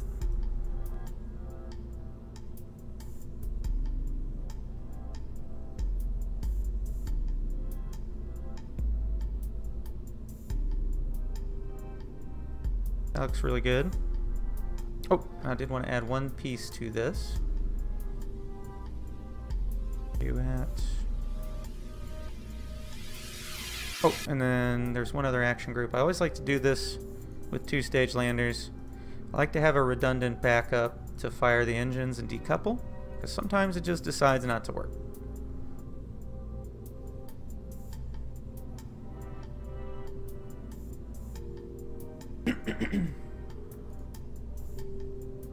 That's a useful thing to have. I wanted to add one last part to this, and that is an antenna in this thing.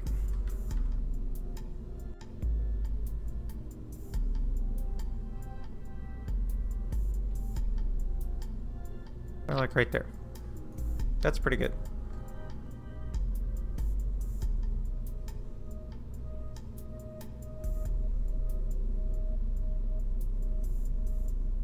Maybe a pair of batteries just to be safe.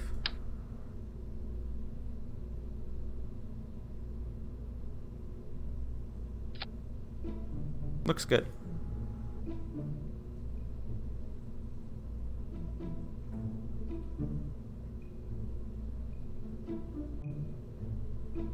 Put some launch towers on it. We'll do a pad test.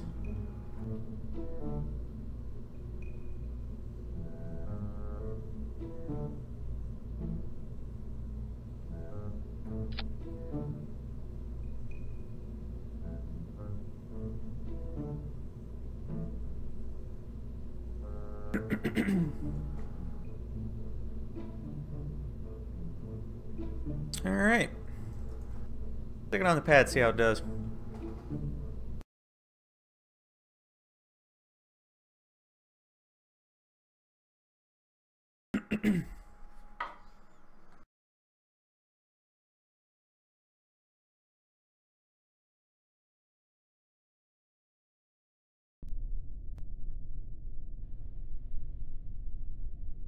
Okay, so we're going to do an abort test first, just to make sure my abort system works. It's always a good idea. There's two different versions of that. Actually, we'll just do the one. So if we hit the abort action group, we should be able to do this. Yep.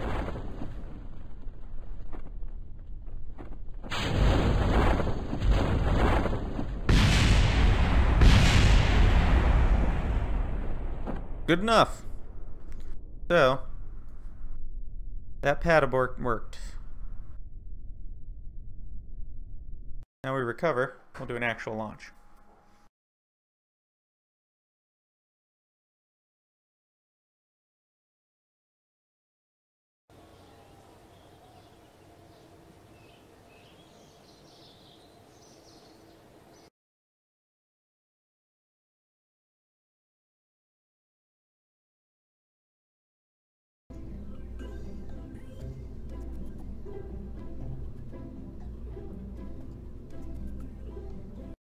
Let's see how it flies.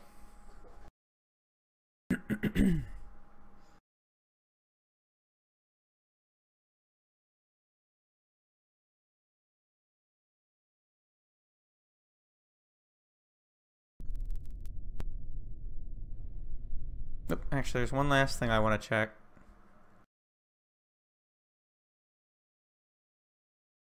Didn't check one stage thing.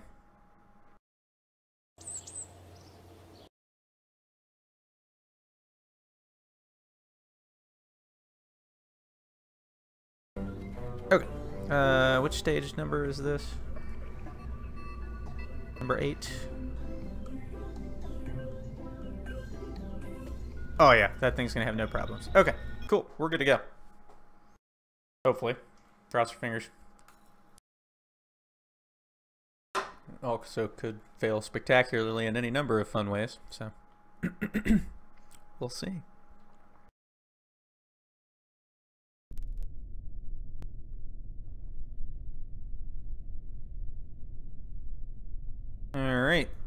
we go for launch in 5, 4, 3, 2, 1. Oh. Let's make sure we're controlling from the right thing. There we go. 5, 4, 3, 2, 1. Excellent. So far, so good.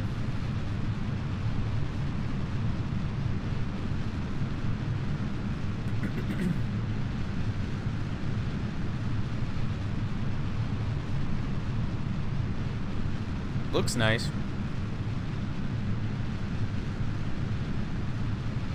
We're gonna go straight up until we hit about maybe 150 meters per second and then start our pitch.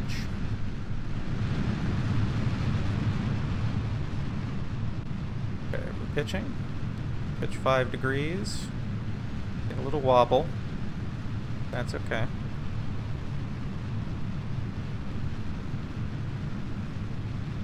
Not sure why.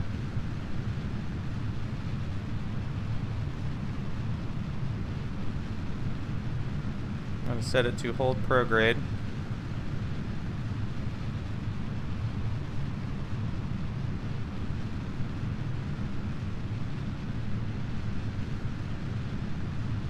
I don't know why this stage has so much darn wobble. I'm just going to do stability assist and manually fly it.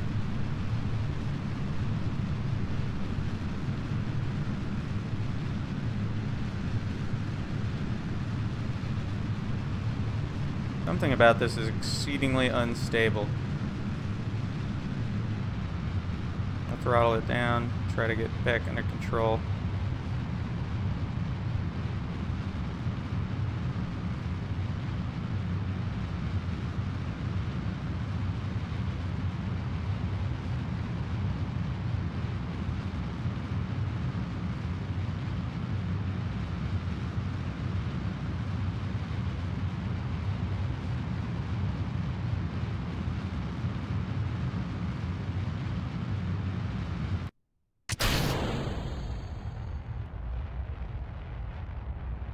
Something's a little wacky wobbly there. I think it's this. That's what it is. Our payload is kind of shifting around a bit. That's okay. Alright, so we've already got an 80-kilometer apoapse. Set up a burn.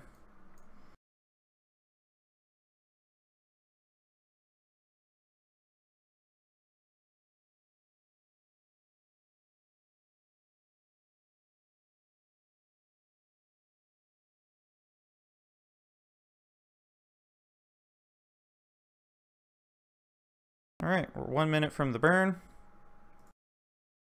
Gonna set it to point at the maneuver node. Something's wacky wobbly right about here.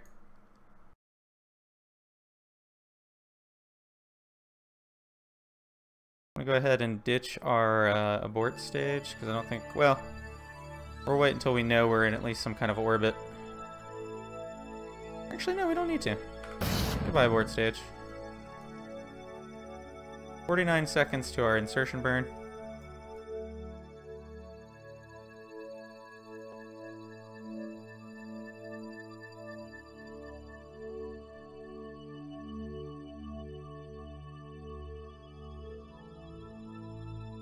Looking good so far.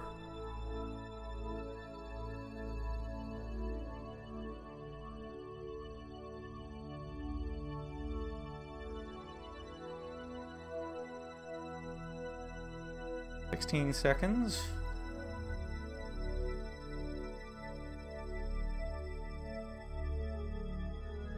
10, 9, 8, 7, 6, 5, 4, 3, 2, 1. And we're burning.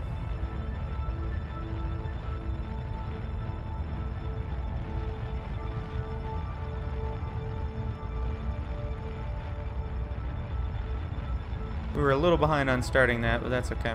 I was looking at the wrong marker. Didn't cause any problems with that.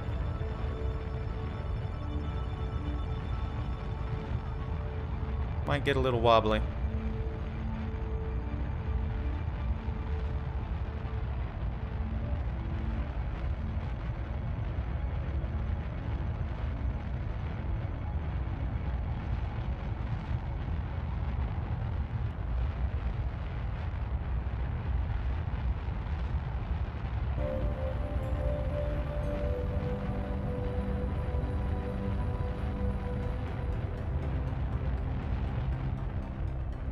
Throttle down. Throttle down some more.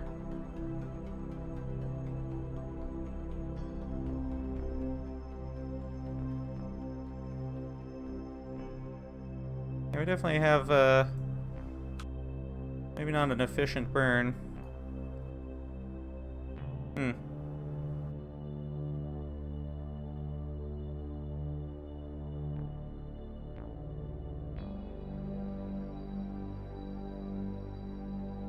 That should fix it.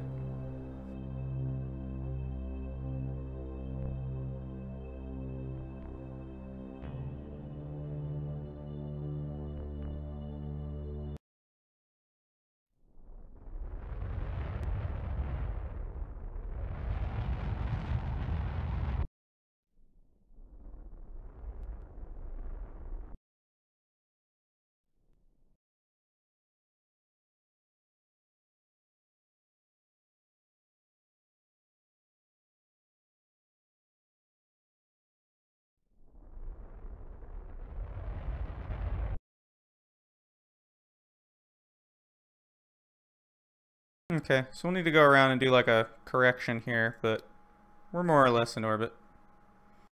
There's some wackiness with this vehicle. It did not like to do what I wanted it to do.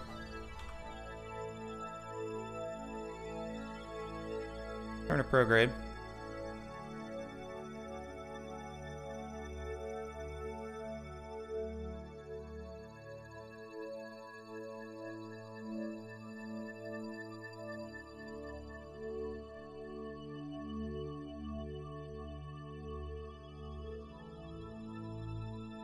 For some reason it doesn't want to let me plot nodes. Let's go to the tracking station. Sometimes the map view bugs out.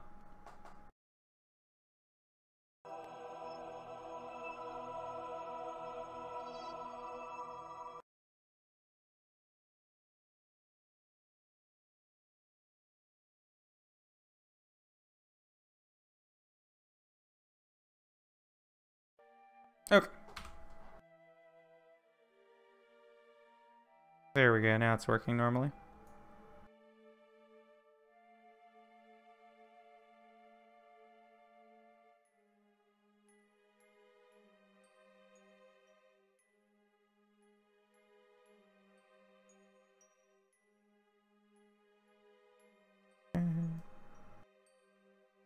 And nope.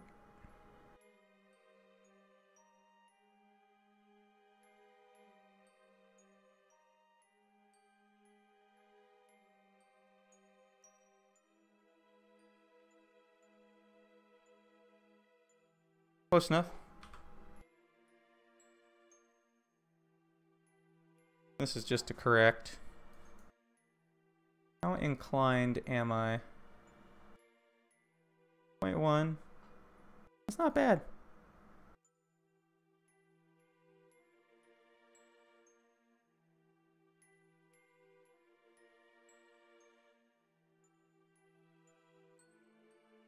Okay.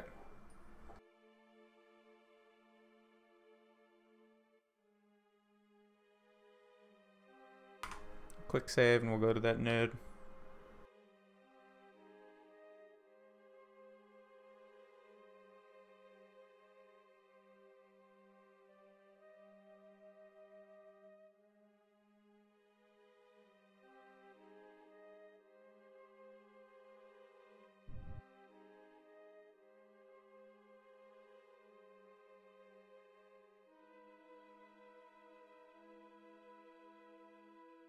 Like we're about, there we go, about 10 seconds from doing this. I'm going to start it just a hair early.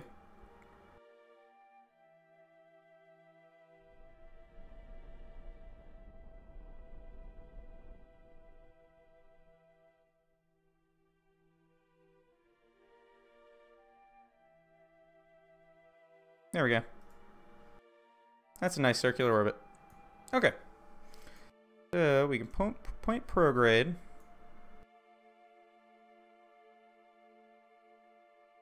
We're going to ditch this stage because we no longer need it.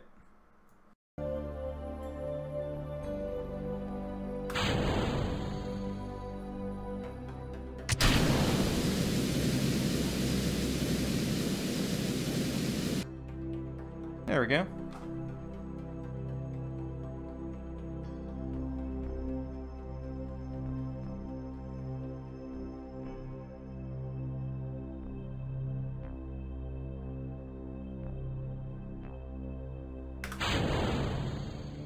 Alright. So, how's our battery looking? Looks pretty good. Let's take a look at the moon, see what we need to do to get to it.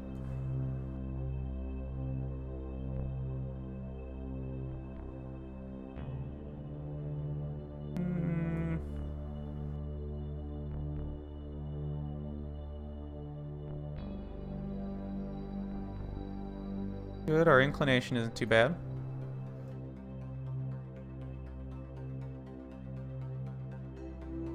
See what kind of maneuver we can plot.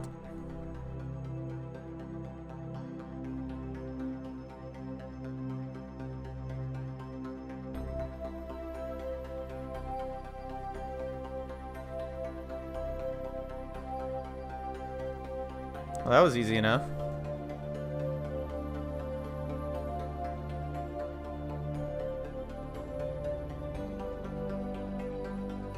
I think I just found like the magic sweet spot.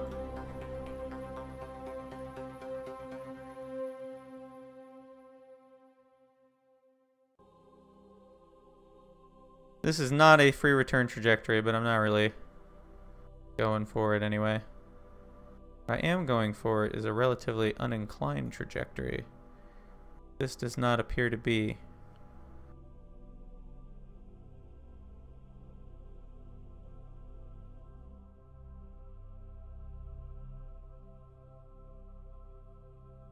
There we go. That brings us in a little closer. Really easy way to tell if you have an inclined trajectory is you line it up. So you can see here, this gray circle is the circle for the moon. We're looking at it edge on because the two sides of it have lined up. So that would be an uninclined orbit. And then you compare your resulting orbit lines and how far off they are. And you get them to try to line up. That's pretty good.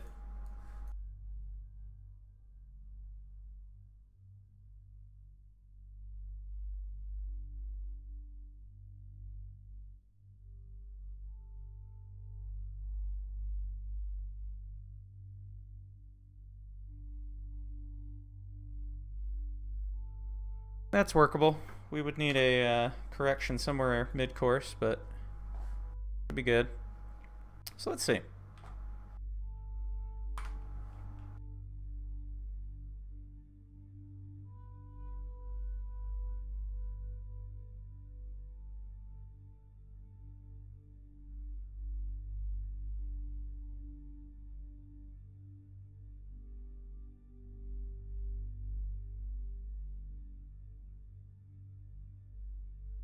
Let's warp back around to where we need to be to do this maneuver.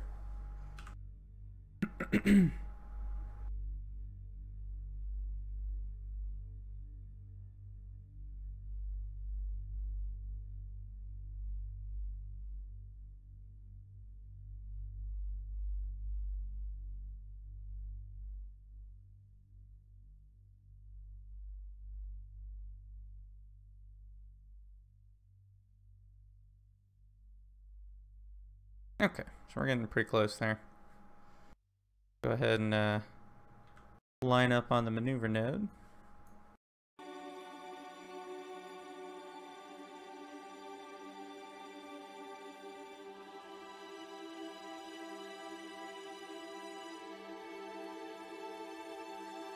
Hopefully these won't damage anything when they decouple.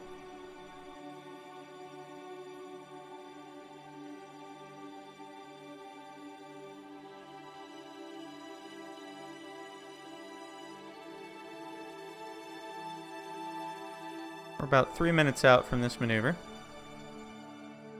I'm going to do another quick save and we're going to just go straight to it.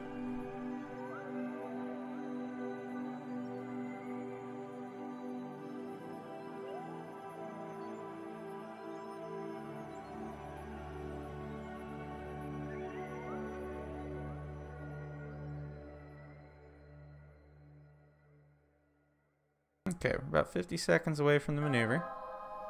Speed up a little bit more. Oh, we're actually at the burn, so let's start it.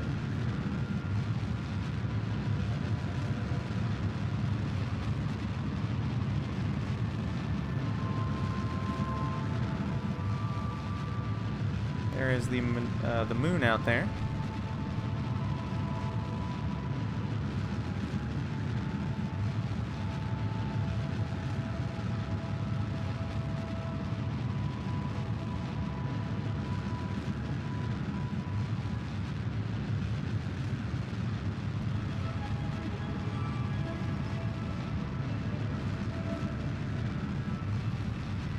So far, so good.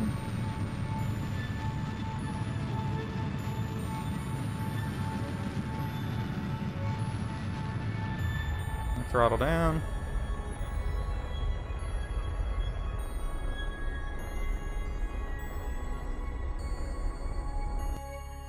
There we go. We're only off by a tiny little bit.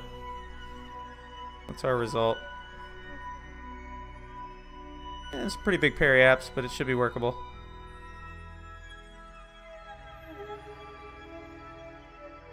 We'll do an adjustment mid-course.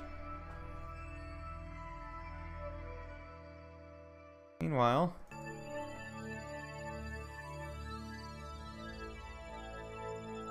let's see if we can set up that adjustment. See just how much it would actually require.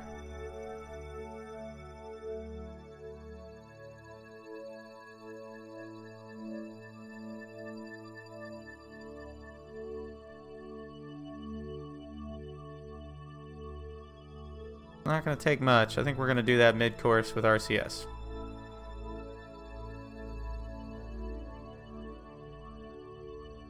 So let's point prograde.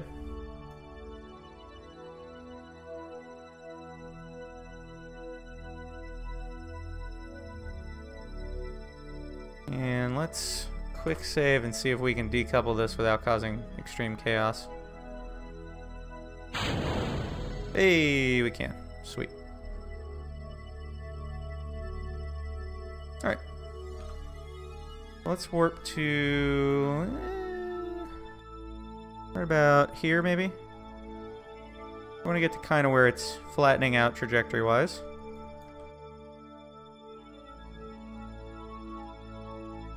And, you know, like, we have some light.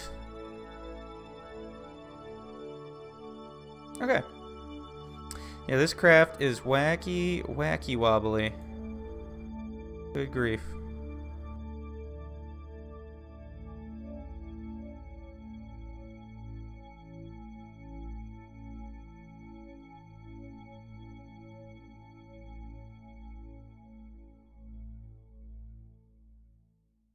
That might help.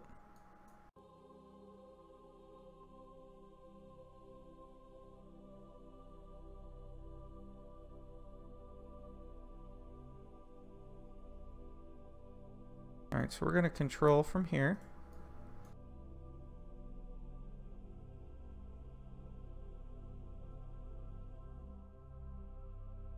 I'm going to put it into stability assist, give it a little poof. Giving it a time warp poof will actually stabilize the whole vehicle. Just a bit. Let's go ahead and decouple. See how we do.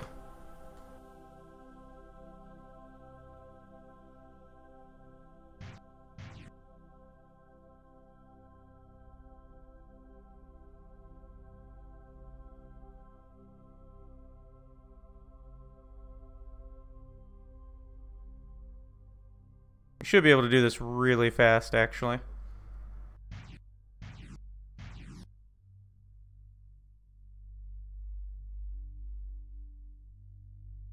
There we go.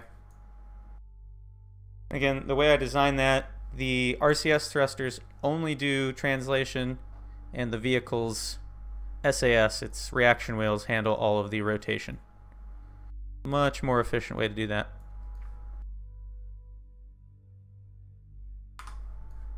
So we've got the landing vehicle, now we need to decouple this node. And back this away.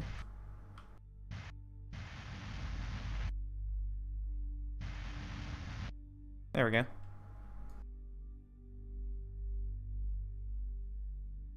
And I made that a controllable piece so that we can make sure it doesn't run into this at any point. So we're just going to kind of adjust its trajectory with its main engine.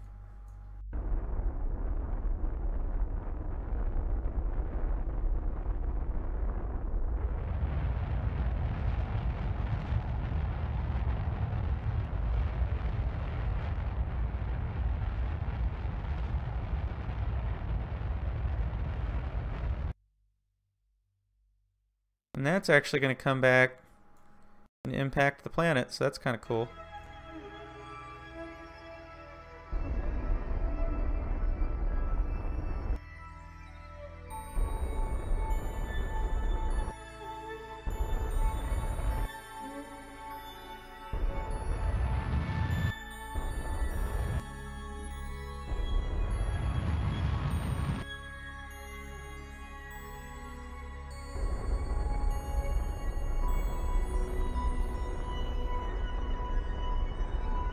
Neat. So there's absolutely zero chance of this thing ever getting anywhere near that ever again.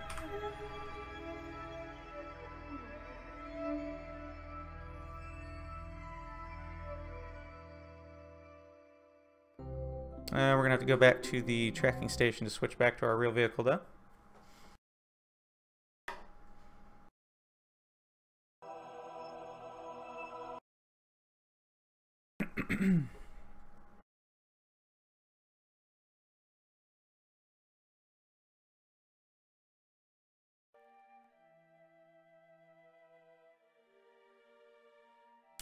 Somehow one of our photovoltaic panels here broke. Kind of weird, but these things happen. We shouldn't need it.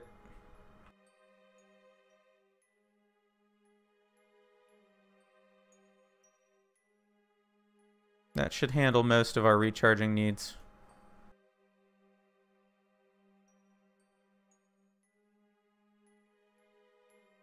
See if we can get this to strut down a little more effectively.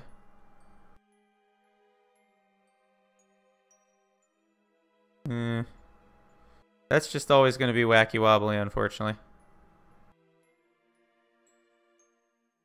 Kind of the nature of that part.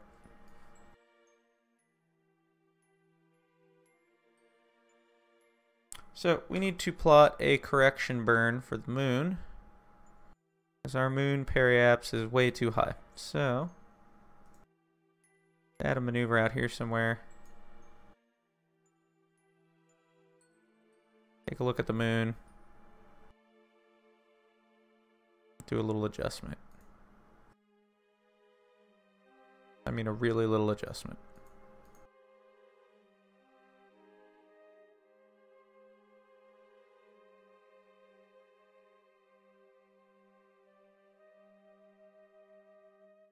Like that should be more than sufficient. A whopping 1.2 meters per second delta V change. Yeah, I think we can handle that. Let's warp to that maneuver.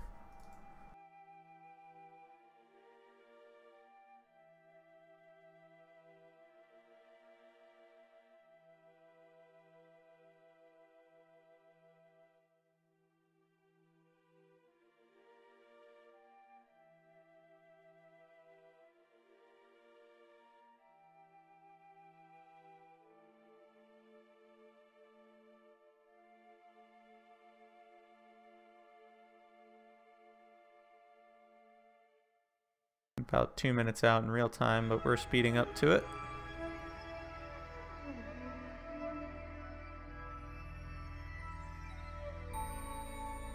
Make sure we're controlling from the right part too.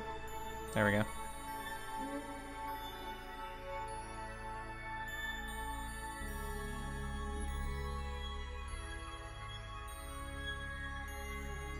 Okay, we're about 20 seconds out from where we want to actually start it.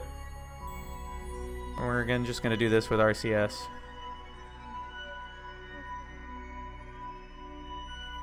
This really shouldn't take much.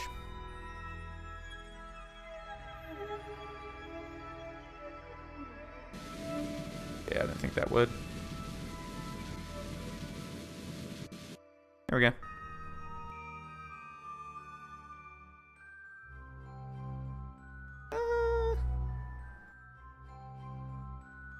Can we adjust that at all?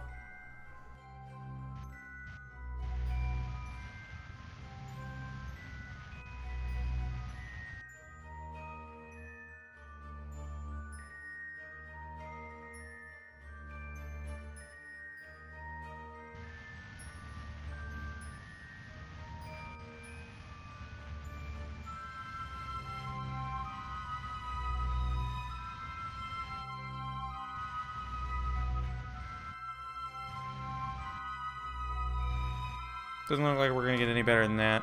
That should work though. 16 kilometers isn't bad.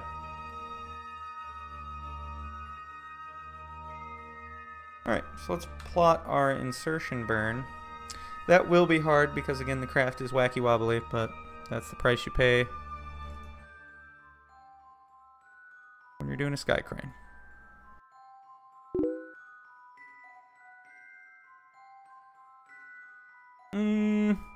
It'll probably take, what, another 20 minutes or so to get this thing landed.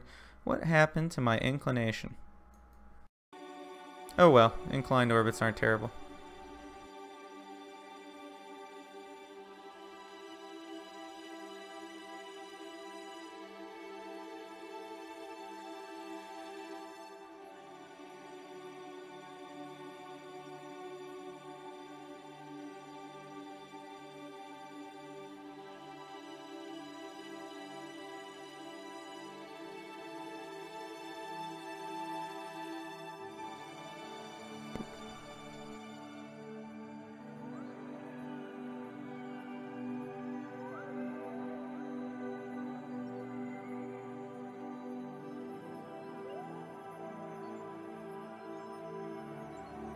.9, 15.9, looks good.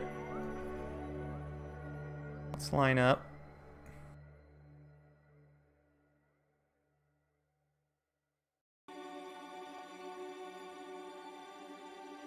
And let's head to our insertion.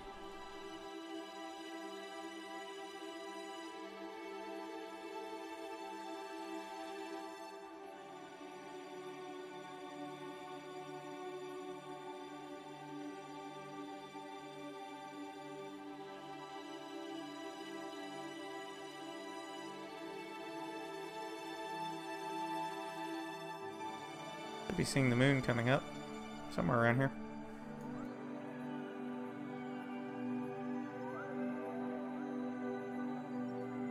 I think it's in the dark right now,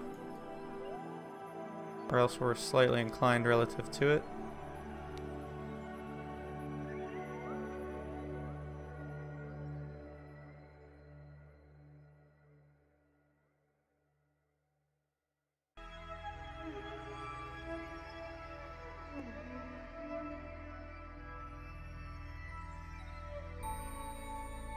There's the moon.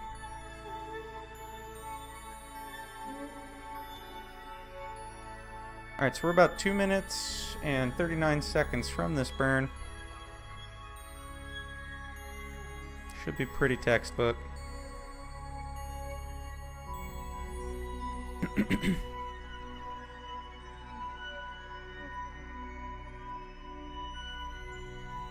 gonna speed up to it.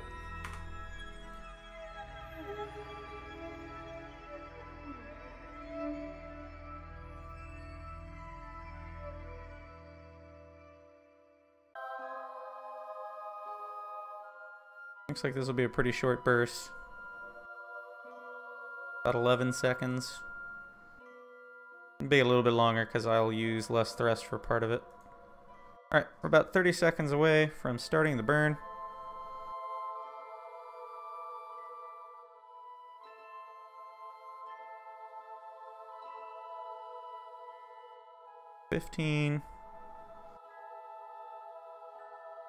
10 seconds. I'm gonna start it at maybe about 4 seconds to the burn. To give me some leeway. Probably help if I fired the right engines. That would probably help. This is why we use quick saves. Always double check your staging. How'd that get screwed up? You have to wonder sometimes.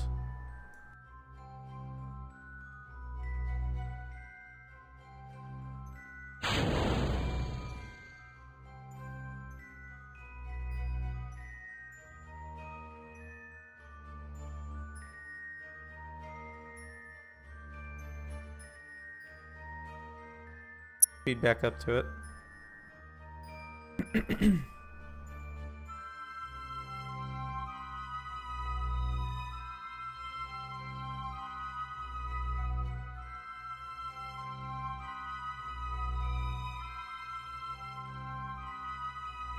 Okay, this should be the right engine this time.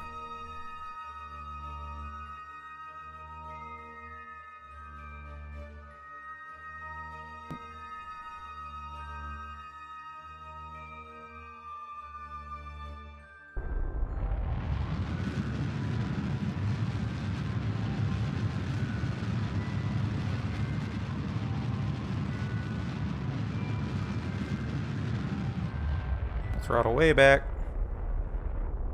Way back.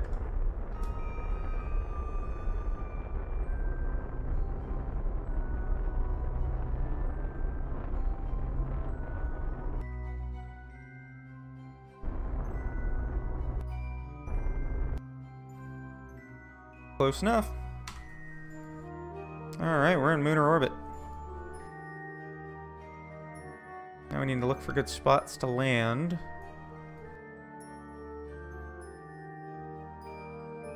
Like nothing but craters, craters, and more craters.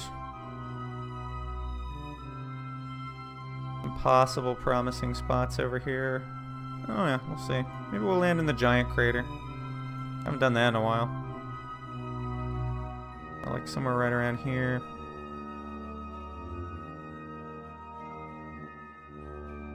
Let's go around till we're at the light side now. We can move our Kerbals. Then we can take a look at the terrain as we go over it.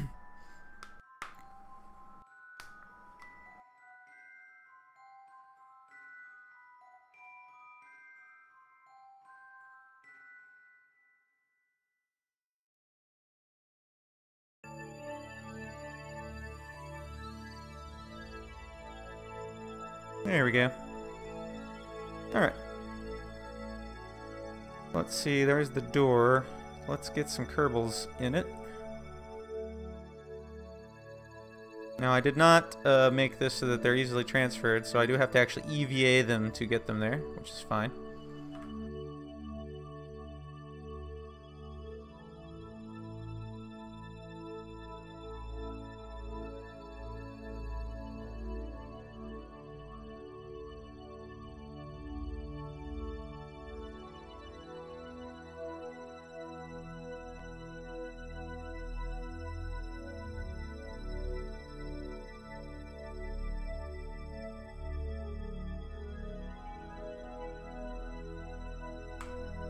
There we go.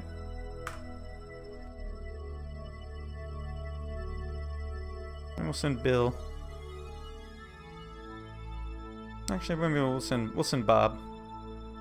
Oh no, we were totally gonna send Bill because if we break a landing our wheel, we can fix it. Maybe.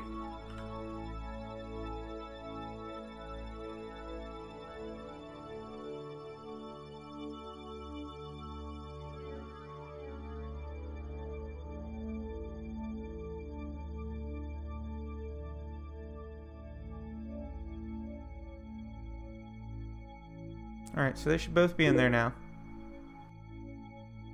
It's a distinct possibility.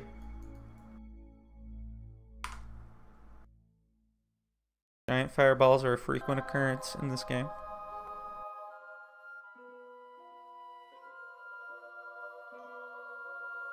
Actually, you know what? Yeah, we're gonna extend those.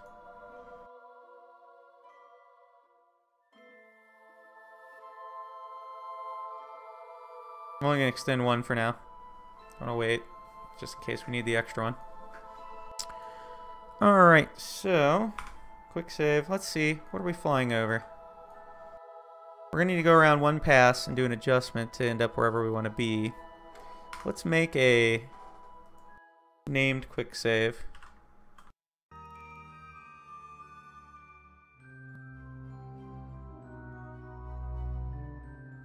In case we want to come back here. Let's look at what we got. Want something somewhere interesting to stick a rover.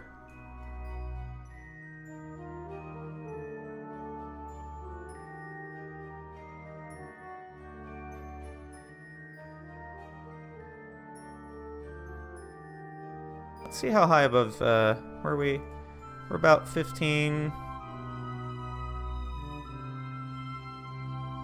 What's our altitude above terrain when we go over this?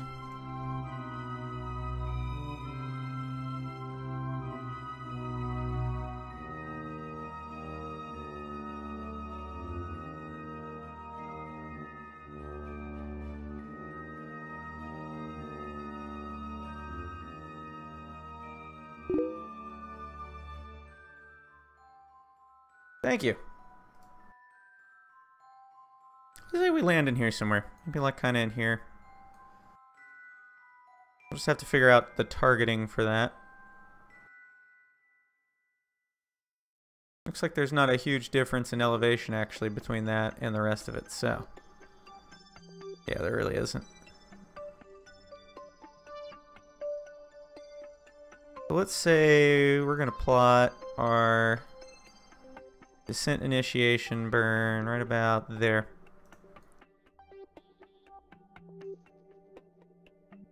Actually, you know what we're going to need to do? We're going to need to separate. Let's go ahead and do that. We are going to point radial out.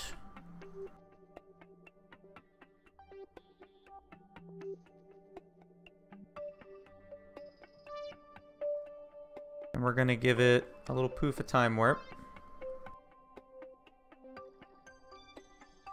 And then we're going to decouple.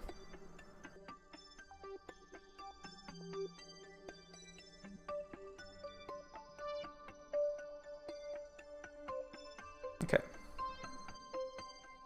Brakes are on. We're going to want that. We're going to want the landing gear.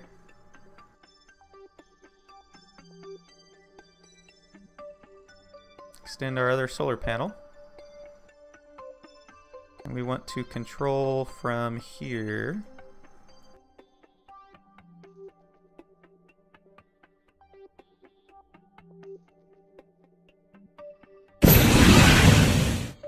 Okay, engines have fuel. Point this bad boy retrograde. So it's going to be an interesting landing. This thing is wobbly as all get out. But that's half the fun. Alright. Let's plot a landing. And like I said, we're gonna say we're gonna put our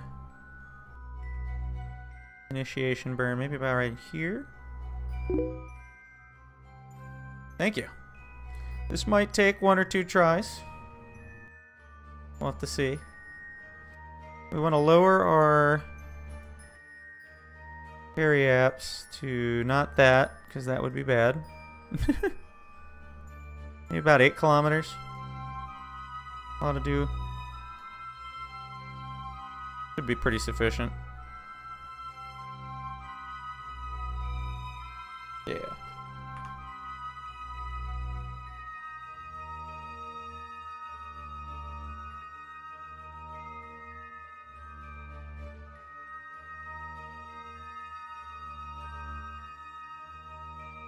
Okay.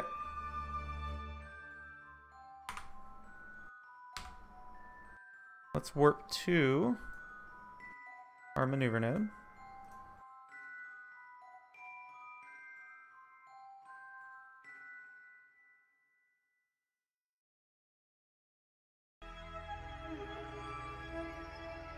How are my batteries doing?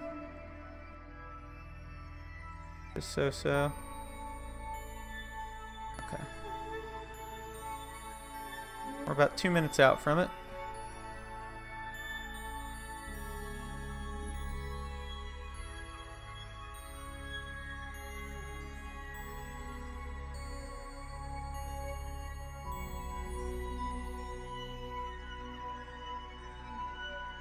This should look cool.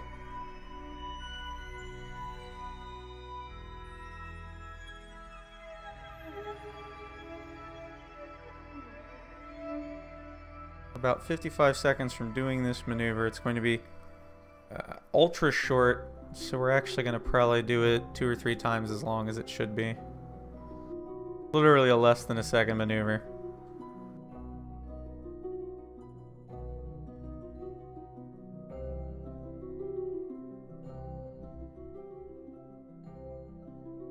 About 8 seconds. Let's start right about there.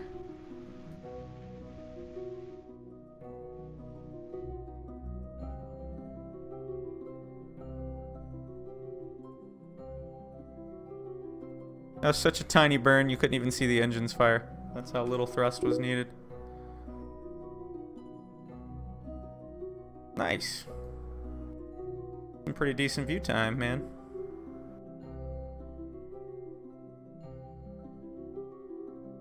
Alright. Yeah, we got about an 8-kilometer periapse.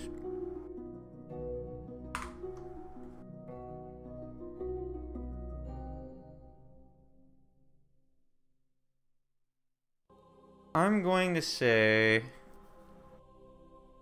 we want to start when we're right about maybe here. Kind of start at this spot right here. Kind of wing it from there. If it doesn't quite work perfectly, we'll try again.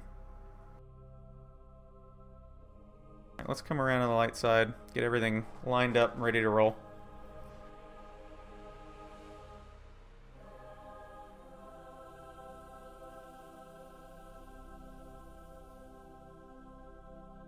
Cool.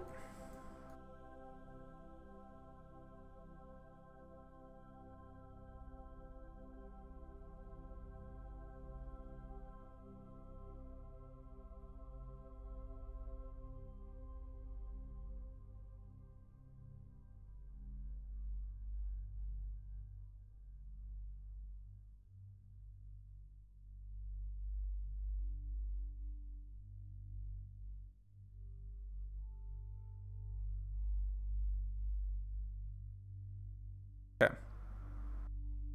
This is going to be interesting. Okay, let's look at the map. We're moving at a pretty good clip, so I'm just going to stay in real time, I think. Get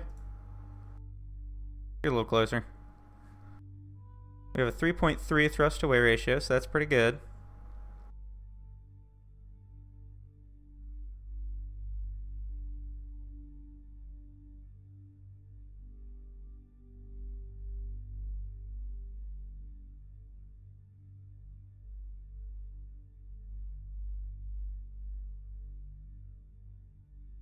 We need our surface information.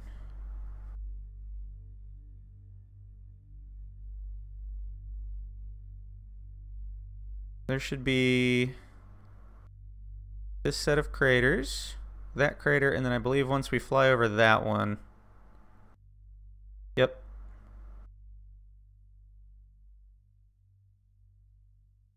And then we'll just wing it from there.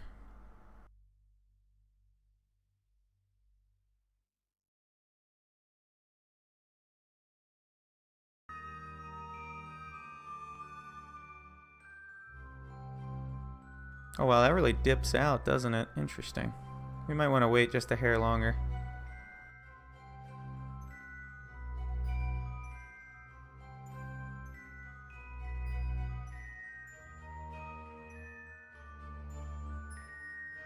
Alright.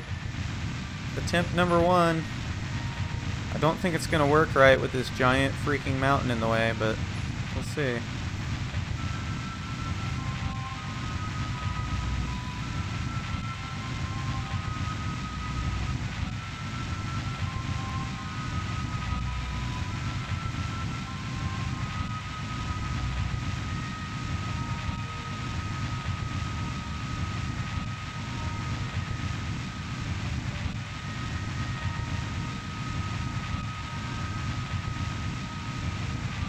I think we should have waited longer.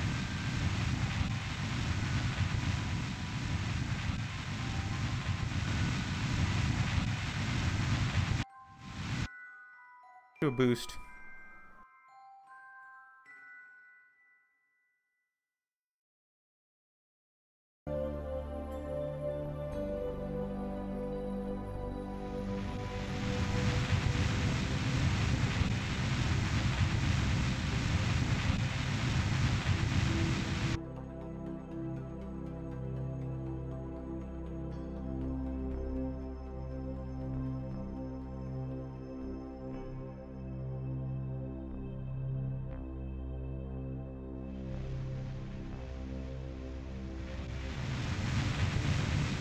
Love to actually land on top of this mountain. That would be pretty cool.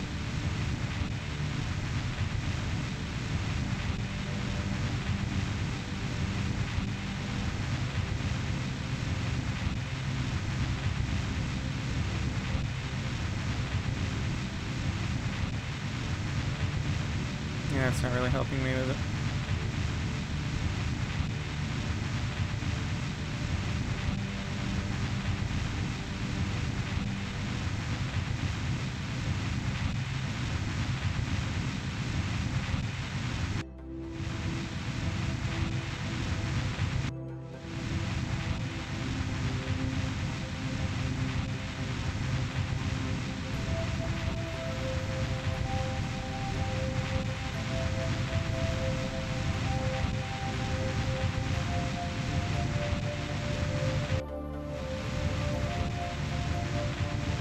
Looking good.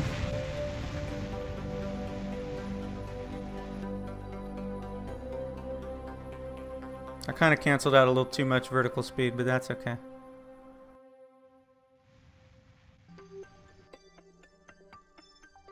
We'll just drift a bit.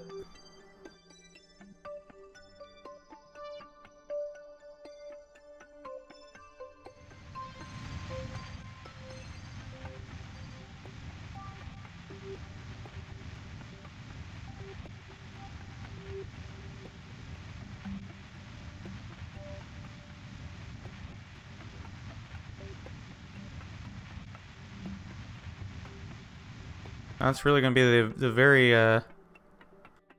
let's do an adjustment.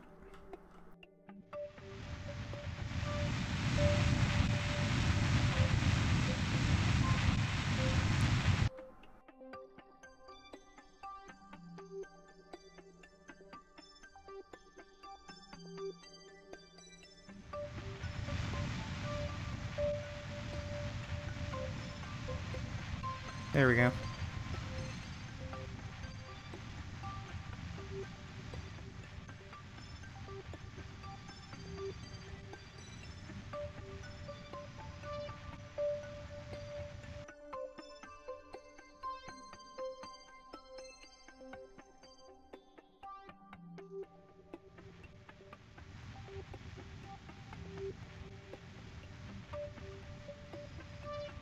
This might be a little steep.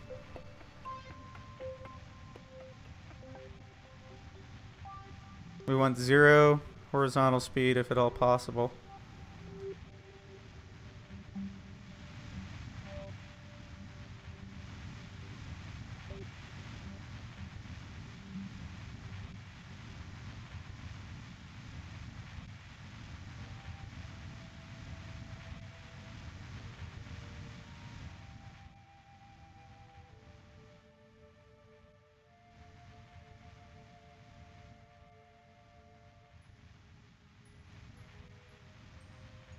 Okay. We're in terminal descent phase. So when we hit about 50 meters, we want to be very close to hovering.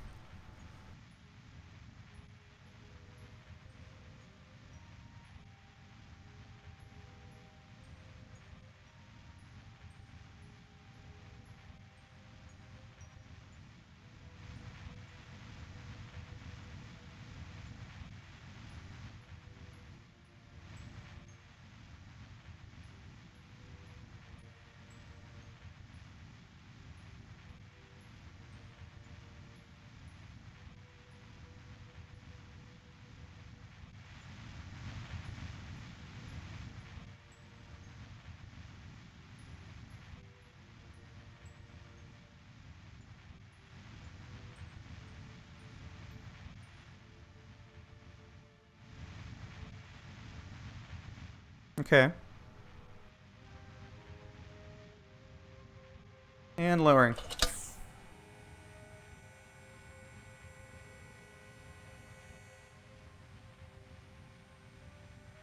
So far, so good.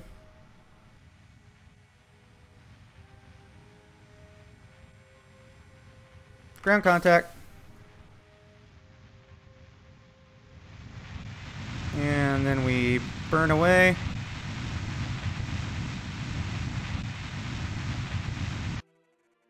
And we're good. One successful Skycrane landing. Not bad. Not bad at all.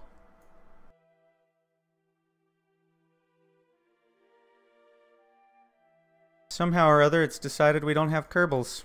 So that's kind of neat. Let's go ahead and reload real quick. Feel like that's a bug.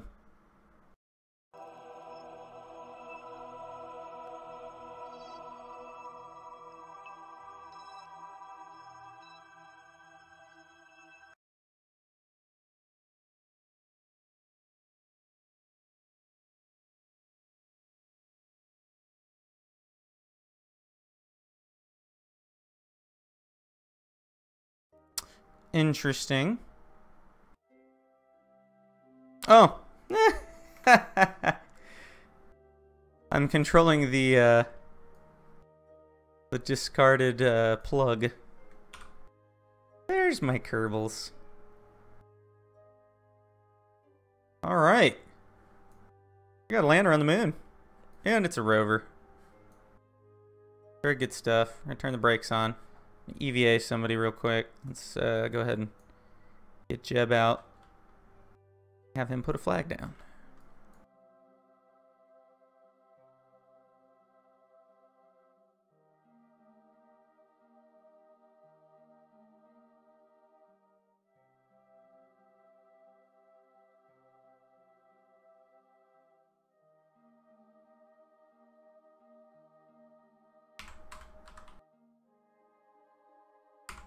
Skycrane. Let's see, where are we? We're on like the lip of this sweet crater.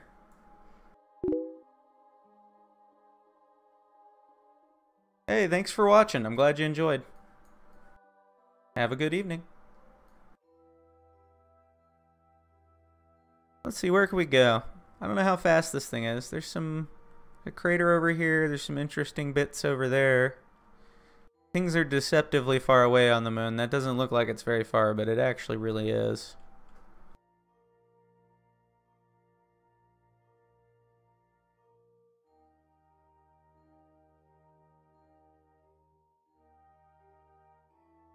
Oops. Getting back in is going to be an interesting little adventure. Gotta like give it a little poof. There we go. Gotta jump up and grab it. Alright. Quick saving. I'm even gonna make a named quick save just in case this all goes horribly wrong. Excuse me.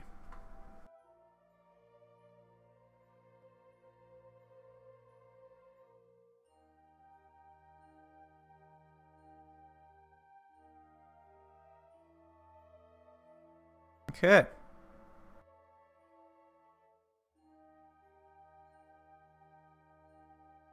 Got a rover.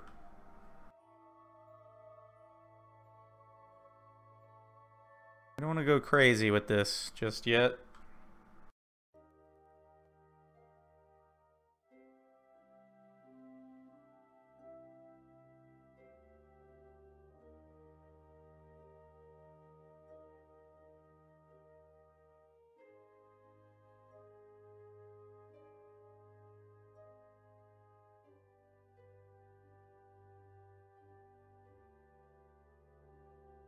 Okay, good. It seems to have a decent amount of friction. So it requires me to give it power input to keep it going.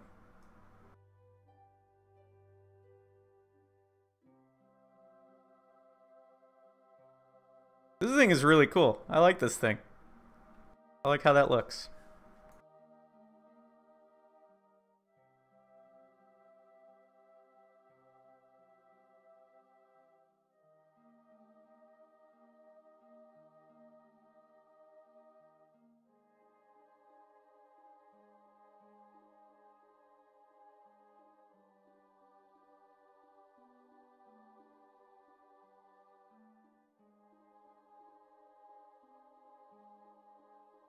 Oh, that's cool. When you go into map view, it like breaks.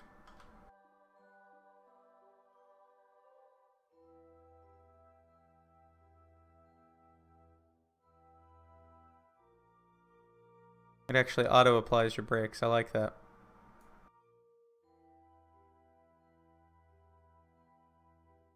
You gotta be careful when you're driving rovers on the moon. Every vehicle on the moon has like a fail point where it'll start ramping off of everything. You just run into some serious problems if you start going airborne, so you have to be really careful.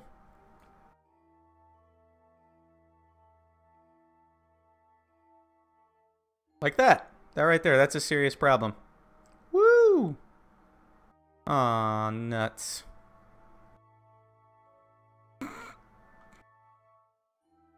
Whoops. See if we can fix that.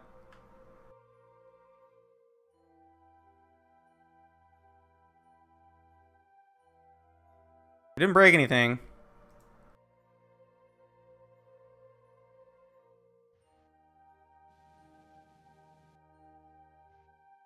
There we go. You just have to be careful with that, because there's not a lot of monopropellant to work with. We need to keep this thing slow.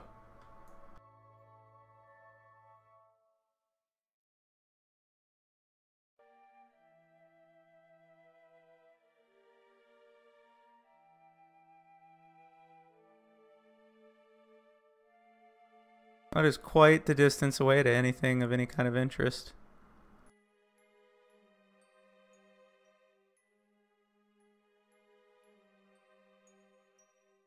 That crater's like right there. That's not too bad.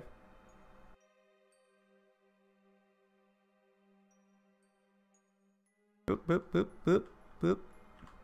Nope.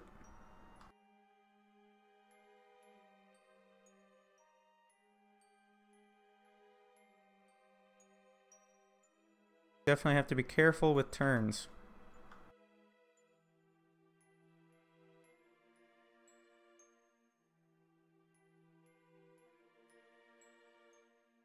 Four and a half meters seems to be a nice safe number.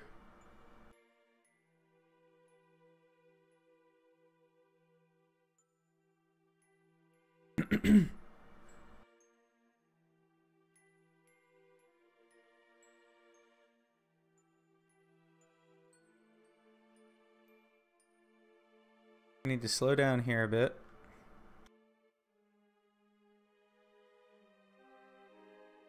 We don't ramp.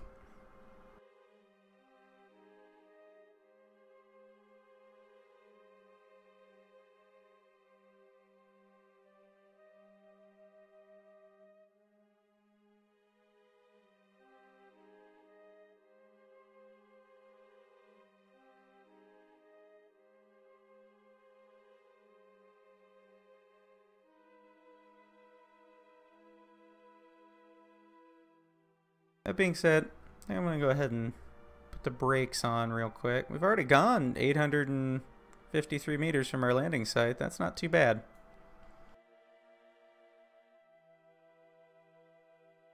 We've got quite the distance to cover to get to that crater. We'll go check out that and that. Really, we could go to a lot of places on the moon with this thing.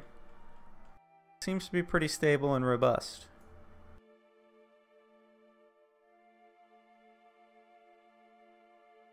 Not a bad vehicle at all.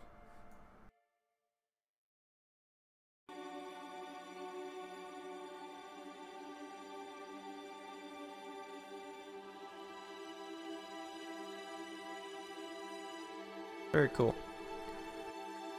In any event though, I think I'm going to go ahead and stop there for the evening. We definitely accomplished some stuff. We built the Skycrane. We landed this on the moon. Next time we can play around with it a bit and then eventually see how it does taking back off. So that'll be fun. Gotta be careful not to flip it too many times or we'll run out of monoprop. Isn't a good idea. But in any event, if you are still watching, I hope you've been enjoying. I definitely have. If you like, you know, go ahead and like, follow, subscribe, whatever it is your platform of choice likes to do. I'll definitely appreciate it. And watch for me to be doing this again. I'll definitely be streaming more of this weekend for sure on Sunday. But I'll probably be streaming this and maybe some other games as well over the course of the weekend. I'm just not sure exactly when yet. So keep an eye out for that. And I hope you all enjoyed.